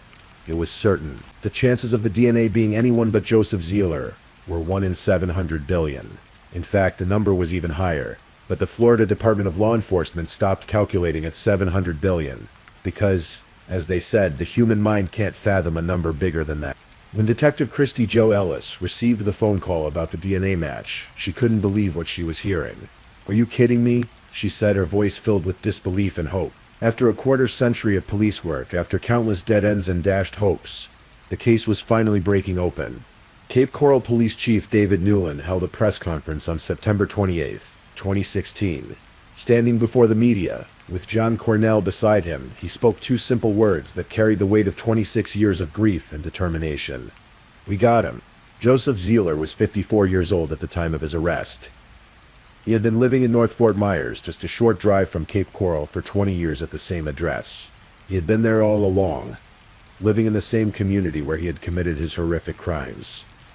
Seeing the yearly updates about the case, the billboards seeking information, the pleas from Jan Cornell for anyone with knowledge to come forward. For Jan Cornell, the arrest felt like winning the lottery of justice. Every prayer she had whispered at Robin's grave, every promise she had made, every tear she had shed, they had all led to this moment. "I cannot be more grateful today," she said at the press conference, her voice shaking with emotion. "I cannot be more happy. I want my daughter and my friend to finally rest in peace, because their day for justice is right here." Joseph Zieler was charged with 2 counts of first-degree murder, 2 counts of sexual battery, and 1 count of burglary with assaults. The case that would finally go to trial in May of 2023, 33 years after the murders took place. During those years awaiting trial, Zieler filed numerous motions on his own behalf, trying to halt the proceedings, trying to prevent the case from moving forward. But the wheels of justice, though they had turned slowly, would not be stopped now. When the trial finally began, the prosecution presented a case built on overwhelming scientific evidence. The DNA match was irrefutable. Forensic experts testified about the biological evidence found at the scene. Crime scene technicians walked the jury through photographs of that terrible night. Former detectives shared their decades of work on the case. The state presented 4 aggravating factors: that the murders were cold, calculated, and premeditated, that they were committed during the commission of a sexual battery, that they were committed during a burglary, and that they were committed in a heinous, atrocious, and cruel manner. Zieler's defense team argued that he had no motive for the murders. They suggested that the attack must have been personal, that someone must have had a grudge against Jan Cornell herself. But the evidence was too strong. The DNA didn't lie, and then Zieler took the stand in his own defense, a decision that his attorneys would later say didn't help his case. During his testimony, Zieler stunned the courtroom by claiming he had slept with John Cornell a few months before the murders. "I thought the only way my DNA could have got there was from me sleeping with John Cornell," he said, a claim John would vehemently deny. Zieler's behavior on the stand was erratic and disturbing. He screamed at the jury. He made vulgar gestures. He raised his middle finger to the cameras. The mask of normalcy that he had maintained for decades slipped away, revealing something darker underneath. Jan Cornell sat through every moment of the trial, facing the man who had murdered her daughter and her friend. She listened to the gruesome details of how they died. She looked at photographs she had never wanted to see. She carried herself with dignity and strength, knowing that Robin and Lisa were counting on her to see this through to the end. On May 18, 2023, the jury returned their verdict. Guilty on all counts. Joseph Zieler was convicted of 2 counts of first-degree murder in the deaths of Robin Cornell and Lisa Story. But the trial wasn't over. Florida law required a separate penalty phase to determine whether Zieler would receive the death penalty or life in prison. The penalty phase began shortly after the guilty verdict. The jury heard arguments from both sides about whether Joseph Zieler should live or die for his crimes. The prosecution painted a picture of the victim's final moments. They asked the jury to imagine what 11-year-old Robin must have been thinking as she was attacked. "Where's my mommy? Where's Lisa? Why is this man touching me? I can't breathe." They described the 3 to 4 minutes of suffocation, the terror, the pain, the desperation for air that would never come. The defense presented mitigating factors, arguing that Zieler's life should be spared despite his crimes. But the weight of what he had done was too great. After approximately 5 hours of deliberation, the jury returned with their recommendation. Under a new Florida law that had been signed just weeks earlier, only 8 out of 12 jurors needed to recommend death for the sentence to be considered. The jury voted 10-2 in favor of the death penalty. The sentencing hearing was scheduled for June 26, 2023, a Spencer hearing where both sides could present additional evidence and arguments before the judge made the final decision. That hearing would prove to be even more dramatic than anyone expected. Joseph Zieler was brought into the courtroom with his wrist shackled. As the proceedings were about to begin, he called over his attorney, Kevin Shirley. Shirley leaned forward, assuming Zieler wanted to whisper something to him. Instead, Zieler swung his elbow up and struck his attorney in the face. Bailiffs immediately tackled Zieler to the ground and removed him from the courtroom. Shirley, stunned but not seriously injured, later explained what happened. "It seemed like he didn't want our conversation to be picked up by the microphones. So he waved me down and I bent over and he struck me." Even in the final moments, Zieler was demonstrating the violence and unpredictability that had marked his crimes 33 years earlier. Judge Robert Branning proceeded with the hearing, and then announced his decision. Looking directly at Joseph Zieler, the judge spoke words that Jan Cornell had waited decades to hear. The court concludes that under the laws of the state of Florida, the defendant has forfeited his right to live. Joseph Zieler was sentenced to death, 2 death sentences, 1 for each of his victims. Outside the courthouse, State Attorney Amira Fox stood with Jan Cornell for a press conference. Photographs of Robin and Lisa were displayed beside them, young faces frozen in time forever, 11 and 32. Jan spoke to the gathered media, her voice steady despite the emotion she must have been feeling. "Nothing can take the place of hearing the words today. That justice for Robin and justice for Lisa has happened," she said. "He has received the ultimate punishment that the state of Florida can give. He will never see a free moment. He will never hurt another individual on this earth. For that, I could not be more grateful." She spoke about her daughter and Lisa, about the lives that had been cut so short. They were here.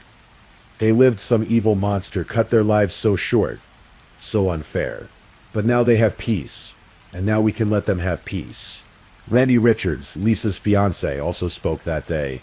For 33 years he had carried the grief of losing the woman he loved, the woman who had bought him a birthday watch he would never receive.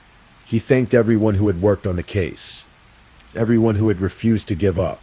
The Cape Coral Police Department received praise for their persistence. Police Chief Anthony Sizemore spoke about the nearly dozen detectives and forensic personnel who had worked the case over the years. It consumed their career, he said. It consumed a good part of their personal life, and even into their retirement life. State Attorney Amira Fox, who had been a young prosecutor when the murders occurred and had followed the case throughout her career, felt a sense of completion. "I hope the verdict and sentence recommendation have finally brought some sense of justice and closure to the families of Lisa Story and Robin Cornell," she said. Joseph Zieler was transferred to Florida's death row, where he remains today. He has maintained his innocence, filing appeals and claiming, "I have nothing to do with this," but the evidence speaks for itself.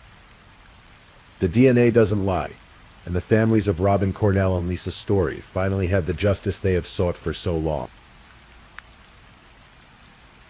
This case reminds us of many things. It reminds us that justice, though it may be delayed, can still arrive. It reminds us of the dedication of law enforcement officers who refuse to let cases go cold, who pass investigations from one generation to the next, determined to find answers. It reminds us of the power of advances in technology, how a law requiring DNA samples from felony arrestees, passed in 2009, would eventually solve a murder from 1990. It reminds us that criminals can never truly rest, can never truly be safe from the consequences of their actions. But most of all, this case reminds us of a mother's love, of Jan Cornell's unwavering commitment to her daughter, her refusal to let Robin be forgotten, her determination to keep a promise made at a graveside so many years ago. For 33 years, Jan visited Robin's grave every weekend, with fresh flowers. For 33 years, she spoke Robin's name in interviews, kept the case in the public eye, advocated for justice, and in the end, she succeeded. She kept her promise. Robin Cornell was 11 years old when she died. She loved to jump rope. She loved to play outdoors. She was in the 5th grade, full of life and possibility. Lisa Story was 32, engaged to be married, with dreams of a future that would never come to pass. They deserved better than the violence that took them. They deserved to live full lives, to experience joy and love, to grow old surrounded by family and friends. That was stolen from them on a night in May of 1990. But they were not forgotten. And in the end, through the dedication of investigators, the march of technology, and a mother's unbreakable promise, justice was served. Let that be what you remember as you drift off to sleep tonight. Not the darkness of the crime, but the light of persistence, of love, of justice finally found. Please, if you're still awake, let's move on to our last story.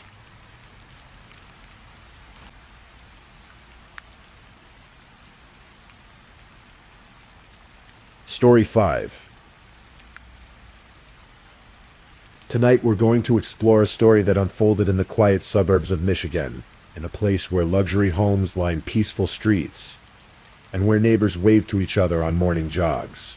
It's a story about family, about secrets, and about the darkness that can hide behind closed doors. It was the morning of August 21st, 2017, in Farmington Hills, Michigan. The sun was just beginning to rise, painting the sky in soft shades of pink and gold. In a sprawling mansion on Howard Road, a 10,000-square-foot home with pristine white walls and manicured lawns, something was terribly wrong. 14-year-old Aya Altantawi woke that morning, expecting to see her mother as she did every day. Nada Harania was a creature of habit, a woman who thrived on routine. She would wake early, prepare breakfast for her children, and begin her day with energy and purpose. But that morning, Nada was nowhere to be found. Aya moved through the quiet house, her footsteps echoing on polished floors. She called for her mother. No answer. She checked the kitchen, the living room, her mother's bedroom. Empty. A strange feeling began to settle over her, something cold and uncertain. Then she noticed it. An open window in the guest bedroom on the 2nd floor, a window that should have been closed.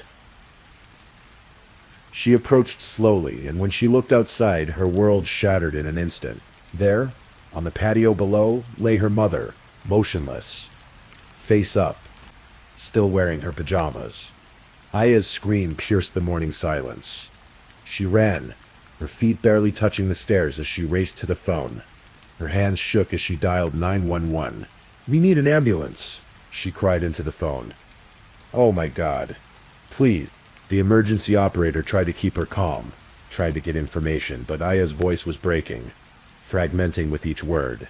She ran outside to her mother, hoping against hope that somehow this wasn't real, that her mother would wake up, that everything would be okay. But Nada Harania was gone. To understand what happened that morning, we need to go back to who Nada was, and the life she had been trying to build. Nada Harania was 35 years old, a woman with dark eyes that sparkled when she smiled, which was often. She was petite, standing barely over 5 feet tall, but she radiated energy.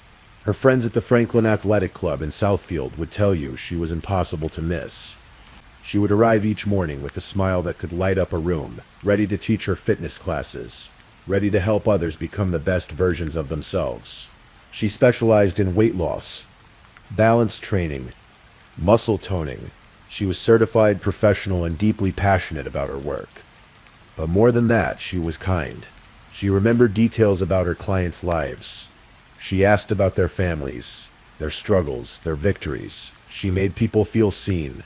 One of her workout partners, a woman named Gail, would later say that Nada was more than just a personal trainer. She was a loving mother to 3 young children, a devoted friend to many. She came to the gym every single day with that same bright smile. But behind that smile, Nada carried weight that had nothing to do with the dumbbells and resistance bands at the gym. She carried the weight of a marriage that had crumbled, of a divorce that had torn her family apart, of a fight for independence that some members of her family could not accept. Nada had been married to Dr. Basil Al-Tantawi for nearly 20 years. They had 3 children together, Muhammad, the eldest son, and 2 daughters, Aya and a younger sister. By all accounts, theirs had been a traditional family, rooted in Syrian and Islamic culture. Basil was a successful internal medicine physician, running an urgent care clinic in Canton. They lived in that magnificent home in Farmington Hills, a symbol of the American dream realized. But beneath that polished exterior, cracks had been forming for years. On Valentine's Day in 2016, those cracks split wide open. During an argument, Basil pushed Nada down a flight of stairs in their home. Their daughter Aya witnessed it, watched her father try to close a door on her mother, crushing Nada's hand in the process. Aya called the police. Basil was arrested and charged with domestic violence.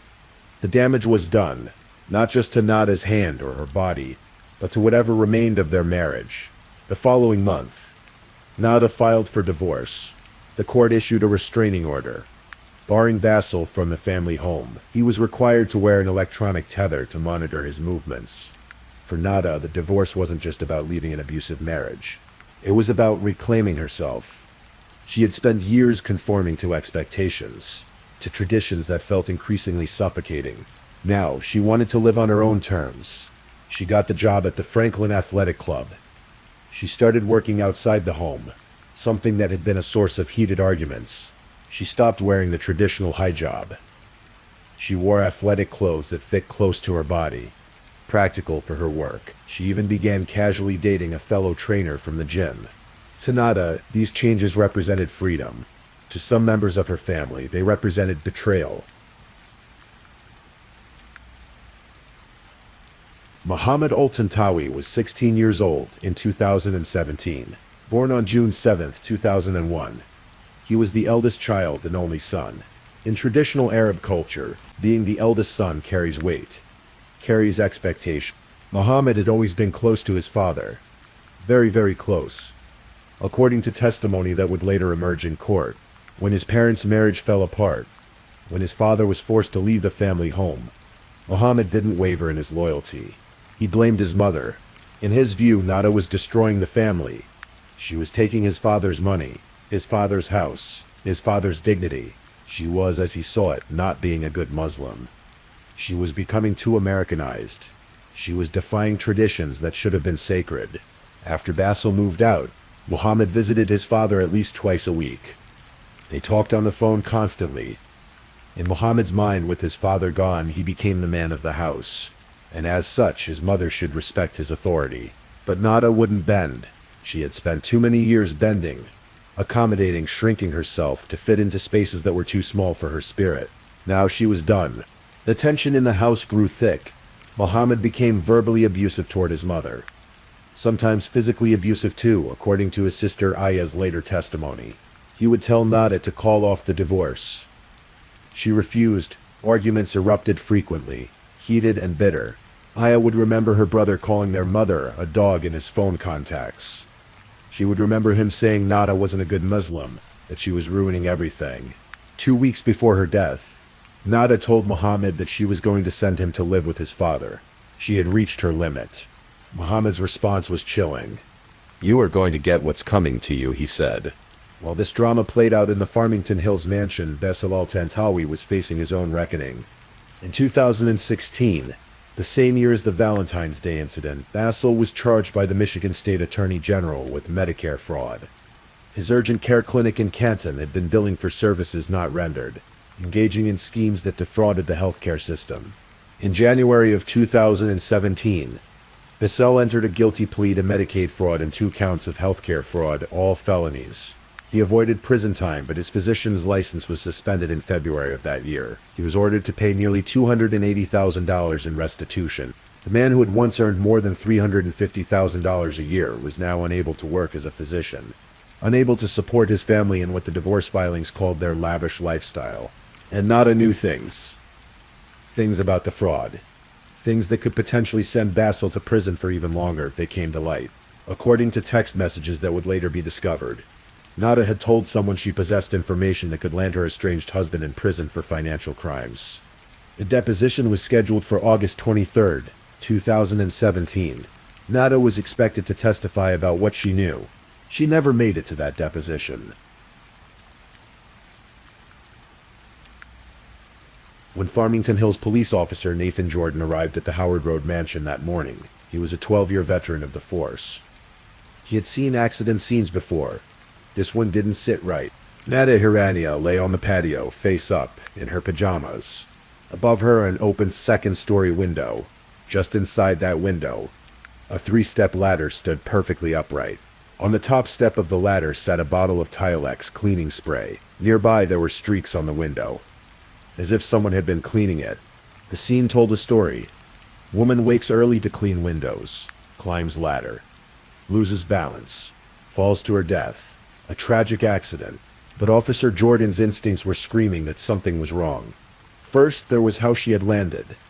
When someone falls from a window, their body typically shows certain patterns of impact, certain trajectories. This didn't match. Second, there was no blood. Not on the patio where she lay. Not on Officer Jordan's hands after he checked under her head for injuries. For someone who had supposedly just fallen 20 to 30 feet, striking a stucco ledge on the way down. Hair was stuck to that ledge, clearly indicating her head had hit it. There should have been blood. Third, that ladder. It was still standing perfectly upright. If Nada had truly fallen off it, wouldn't it have been knocked over? And then there was something else. A damp cloth lying near the body. When the paramedic Daniel Travorsky picked it up, he noticed it had a chemical smell. Officer Jordan began asking questions. He spoke to the children, Muhammad, 16, Aya, 14, and their younger sister, 12. They told him they hadn't moved the body. They said they had no idea what happened. Jordan radioed for detectives. This wasn't an accident. This was a murder scene. The investigation moved quickly. Detectives processed the scene, photographing every detail, collecting evidence. The guest bedroom where the open window was located was usually where Nada did her makeup in the mornings. The ladder, the Tilex, the positioning of everything. It all seemed too neat, too staged. They called in Dr. Lubisa Dragovic, the Oakland County Chief Medical Examiner. Dragovic had performed thousands of autopsies in his career. He had seen every kind of death imaginable. When he first examined Nada's body, the findings didn't add up. For someone who had fallen from a second-story window, the injuries were wrong. Yes, she had a blunt force injury to her head, consistent with hitting the stucco ledge. But the cause of death wasn't the fall.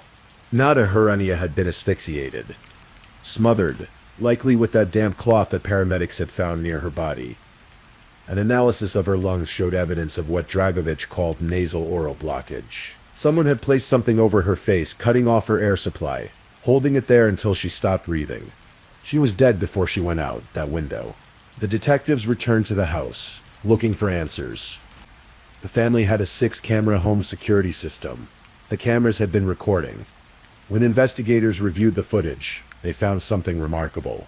The video showed shadows moving across the lawn in the pre-dawn hours. Shadows cast by someone moving inside the house.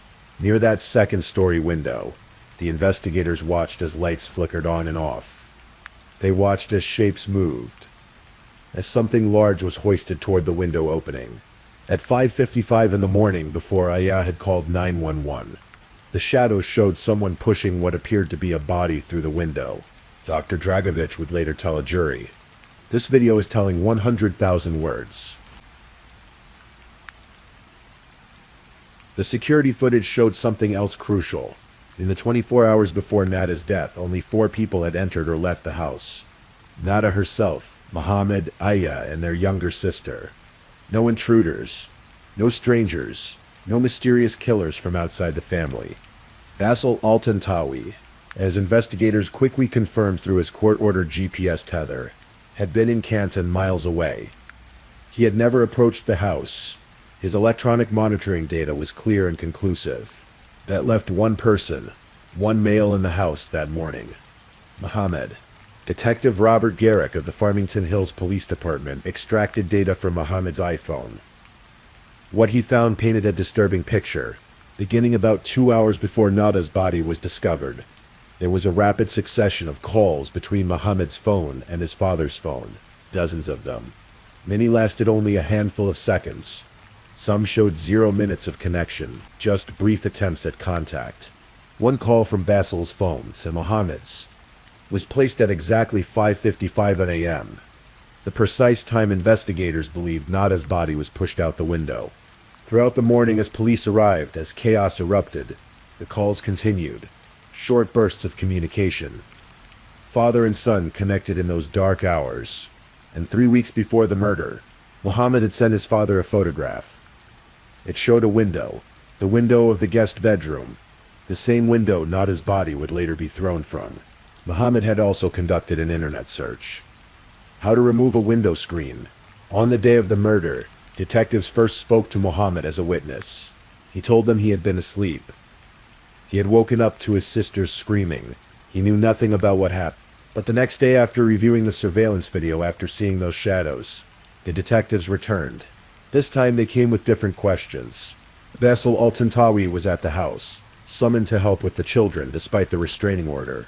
When detectives asked if they could speak with Muhammad again, Basil hesitated. He asked if he should have an attorney present. The detectives assured him this was just standard procedure, just trying to get the timeline down. Nothing to worry about. Basil, perhaps trusting the system, perhaps too shaken to think clearly, agreed.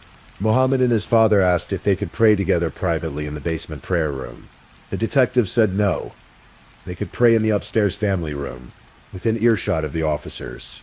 Then, Basil needed to pick up Aya from her library bus stop, just 3 miles away. As soon as he left, the detective sat Muhammad down at the dining room table, alone, without his father, without an attorney, a 16-year-old boy facing 2 experienced interrogators. They asked him again, what happened? Muhammad's story began to shift. First, he said he had seen his mother that morning. He had gotten her the cleaning spray. Then he changed his account again. He said he was holding the ladder when she fell out the window, but the detectives knew the truth. They knew Nada had been murdered before that fall. They pressed harder. Muhammad began to crack. He seemed exhausted, confused. At one point, according to transcripts, he said, "I'm going to agree with what you say." The interrogation would later become a subject of legal battles, with Muhammad's defense arguing it had been coercive, that he should have had Miranda warnings, that his constitutional rights had been violated. The courts would ultimately rule the interrogation was legal. The evidence would stand.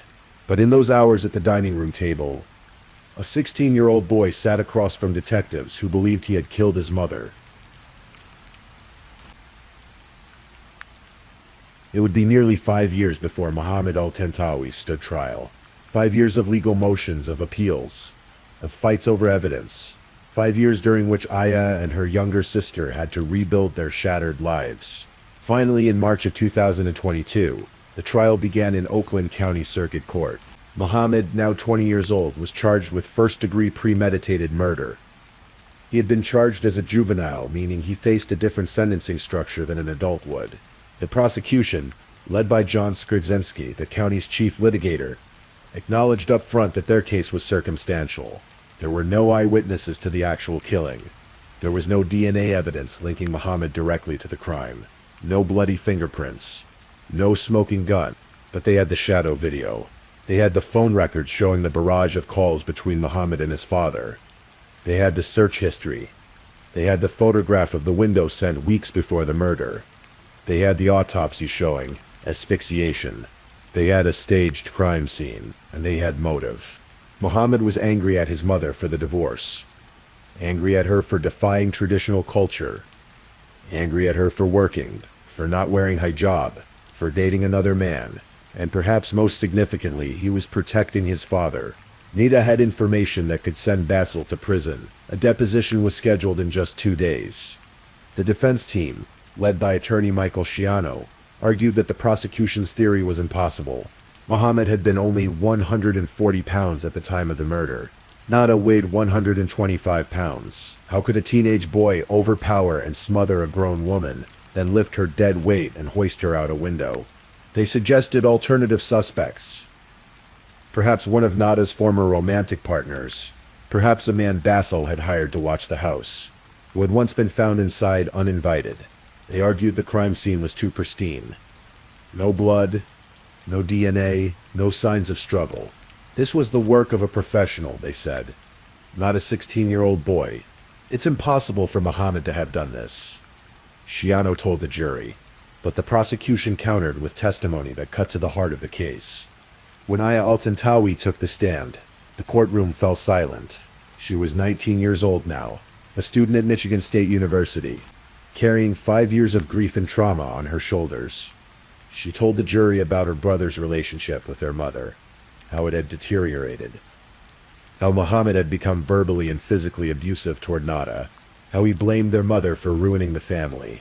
He saw it as a way to take my father's money, my father's house, and ruin his life, Nia testified, her voice breaking at times. She described how Muhammad believed their mother wasn't a good Muslim, how he thought she was taking everything from their father, how after Basil moved out, Muhammad declared himself the man of the house and expected their mother to respect his authority. Aya testified about that morning, how her brother usually showered at night, but that morning around 6 a.m. she heard water running. Why would he be showering at dawn? She remembered screaming when she found her mother's body. She remembered the sound coming from somewhere outside herself, like in movies, where the character realizes they're screaming but doesn't recognize their own voice.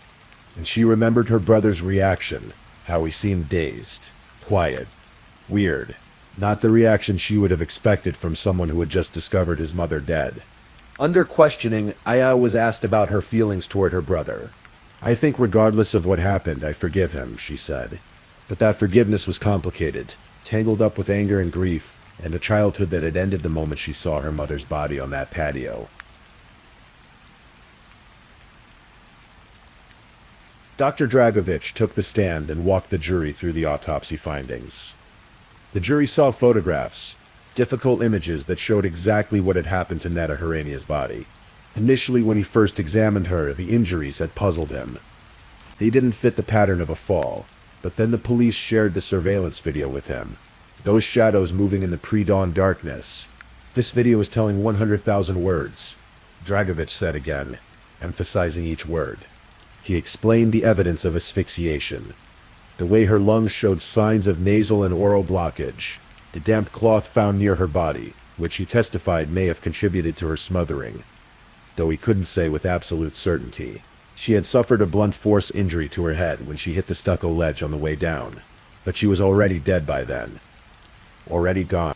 The prosecution also presented evidence about that damp cloth, about the chemical smell the paramedic had noticed, about the bottle of Tealax on the ladder, about the washing machine in the laundry room that had automatically shut off containing clothes and a rubber mat, about that mat later being found in a plastic bag, hidden inside a hamper under other clothes.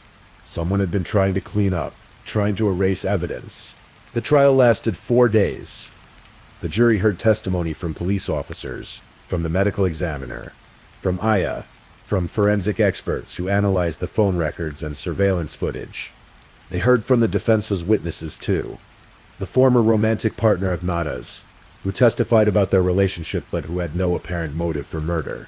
The man who had been hired to watch the house, who explained the incident where he'd let himself in uninvited, startling Aya, but who also had alibis and no real connection to the crime. In his closing arguments, Skrzynski spent approximately 2 hours walking through the evidence, the timeline, the phone calls, the shadow video, the staged scene, the motive. It all fits, he told the jury. It all fits. Schiano countered that the prosecution wanted the jury to speculate, to guess, to fill in gaps with assumptions rather than evidence. "There's no physical evidence connecting Muhammad to this murder whatsoever," he said. The jury began deliberating on a Monday morning. They considered both first-degree premeditated murder and second-degree murder charges. Less than 3 hours later, they returned with their verdict. Guilty of first-degree premeditated murder, Muhammad al-Tantawi, who had been looking down when the verdict was announced, showed no reaction. No tears. No outburst. Nothing. He had killed his mother. The jury was certain beyond reasonable doubt. The sentencing hearing took place in September of 2022, more than 5 years after Nada's death. It would stretch nearly 4 hours and become a spectacle of dysfunction and anger. The prosecution had initially requested life without parole, but withdrew that request after a Supreme Court ruling found that sentencing juveniles to life without parole constituted cruel and unusual punishments. Instead, Judge Martha Anderson would have discretion in determining the sentence within certain guidelines. Multiple victim impact statements were read. Family members from Syria and London described Nada as kind and generous. With the most amazing heart and soul, they requested the maximum possible sentence. Some alleged that Muhammad had been pressured by his father to commit the murder. Then it was Aya's turn to address the court directly.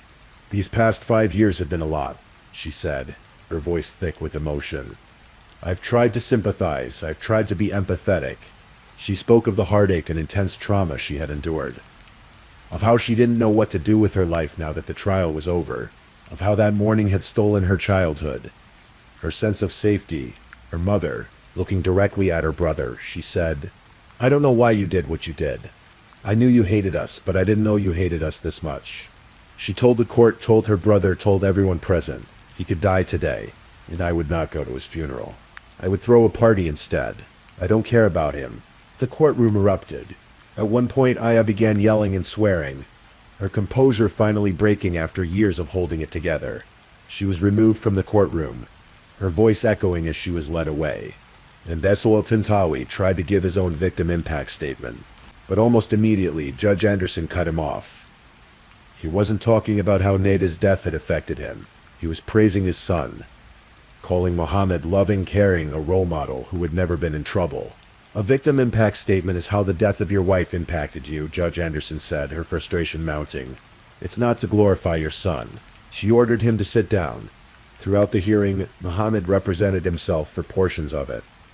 He rambled. He argued with the judge. He interrupted repeatedly. He claimed the pre-sentencing report was wrong, that everyone was trying to do him in, that he was the victim of a vast conspiracy. 5 years ago, I got arrested for the worst crime imaginable, and I am innocent, he insisted. He claimed he didn't smother his mother, didn't asphyxiate her, didn't kill her in any way. He said the police had millions of other suspects they had ignored. He expressed faith that his conviction would be overturned on appeal. Judge Anderson had to admonish him multiple times to stop interrupting, to stop arguing, to let her do her job. At one point she reflected aloud. Listening to him today has left me wondering who he sees as the victim. I think he views himself as the victim, and not actually his mother. Finally she announced the sentence. 35 to 60 years in prison. Muhammad al-Tantawi would be eligible for parole in August of 2052, when he would be 51 years old. He would spend the prime of his life behind bars. He would never attend college, never have a normal career, never have a family of his own. As part of his sentence, he was prohibited from having any contact with his mother's relatives, but would be allowed contact with his sisters and father. Sheriff's deputies shackled him and led him away. Today, Muhammad al-Tantawi is 23 years old. He is incarcerated at the Chippewa Correctional Facility in Kinross, Michigan, a mixed-security prison in the state's Upper Peninsula. He has been there since his sentencing, maintaining his innocence, believing that somehow, someday, his conviction will be overturned. His appeals have been unsuccessful. The evidence stands. The verdict holds. Aya al-Tantawi continues her life, carrying the weight of that morning, of the trial, of being the daughter and sister in a family torn apart by violence and death. She has tried to move forward. She has pursued her education, but the trauma remains, woven into the fabric of who she is now. Basil al-Tantawi, the father and husband at the center of so much of this story, remains free. He was never charged with any crime related to Nada's death. The GPS tether data placed him miles away at the time of the murder, but questions linger about those phone calls, about the influence he may have had, about the anger he planted in his son's heart. And Nada Hirania, the energetic, beautiful, dedicated personal trainer and group exercise instructor, remains gone. She was 35 years old when she died. With so much life still ahead of her, she had been building something new, something free, something entirely her own. She had been 2 days away from a deposition that might have brought more truth to light. Her friends at the Franklin Athletic Club remember her smile. Her clients remember her encouragement. Her daughters remember a mother who tried to protect them, who tried to show them that women could be strong, independent, could live authentically. On the morning of August 21st, 2017, in that mansion in Farmington Hills, a shadow moved across a lawn. A window stood open to the pre-dawn air, and a woman's life ended at the hands of the person who should have protected her most. Her own son. The shadow in the window told a story that took 5 years to fully unravel. A story of control and tradition colliding with independence and change. A story of a son who chose his father's anger over his mother's life. A story that left 2 sisters without their mother, without their brother, without the family they once knew. And in the quiet hours of the early morning, in suburbs across the country, in homes that look peaceful from the outside, other shadows move, other secrets hide, other families struggle with tensions that most of us will never see. Thank you for listening to tonight's true crime story. Rest peacefully knowing that another story awaits you next time, ready to accompany you on another journey toward restorative sleep. But if you're still awake, don't forget to like and subscribe so you don't miss our next true crime stories. And until next time, stay safe and take care. Good night.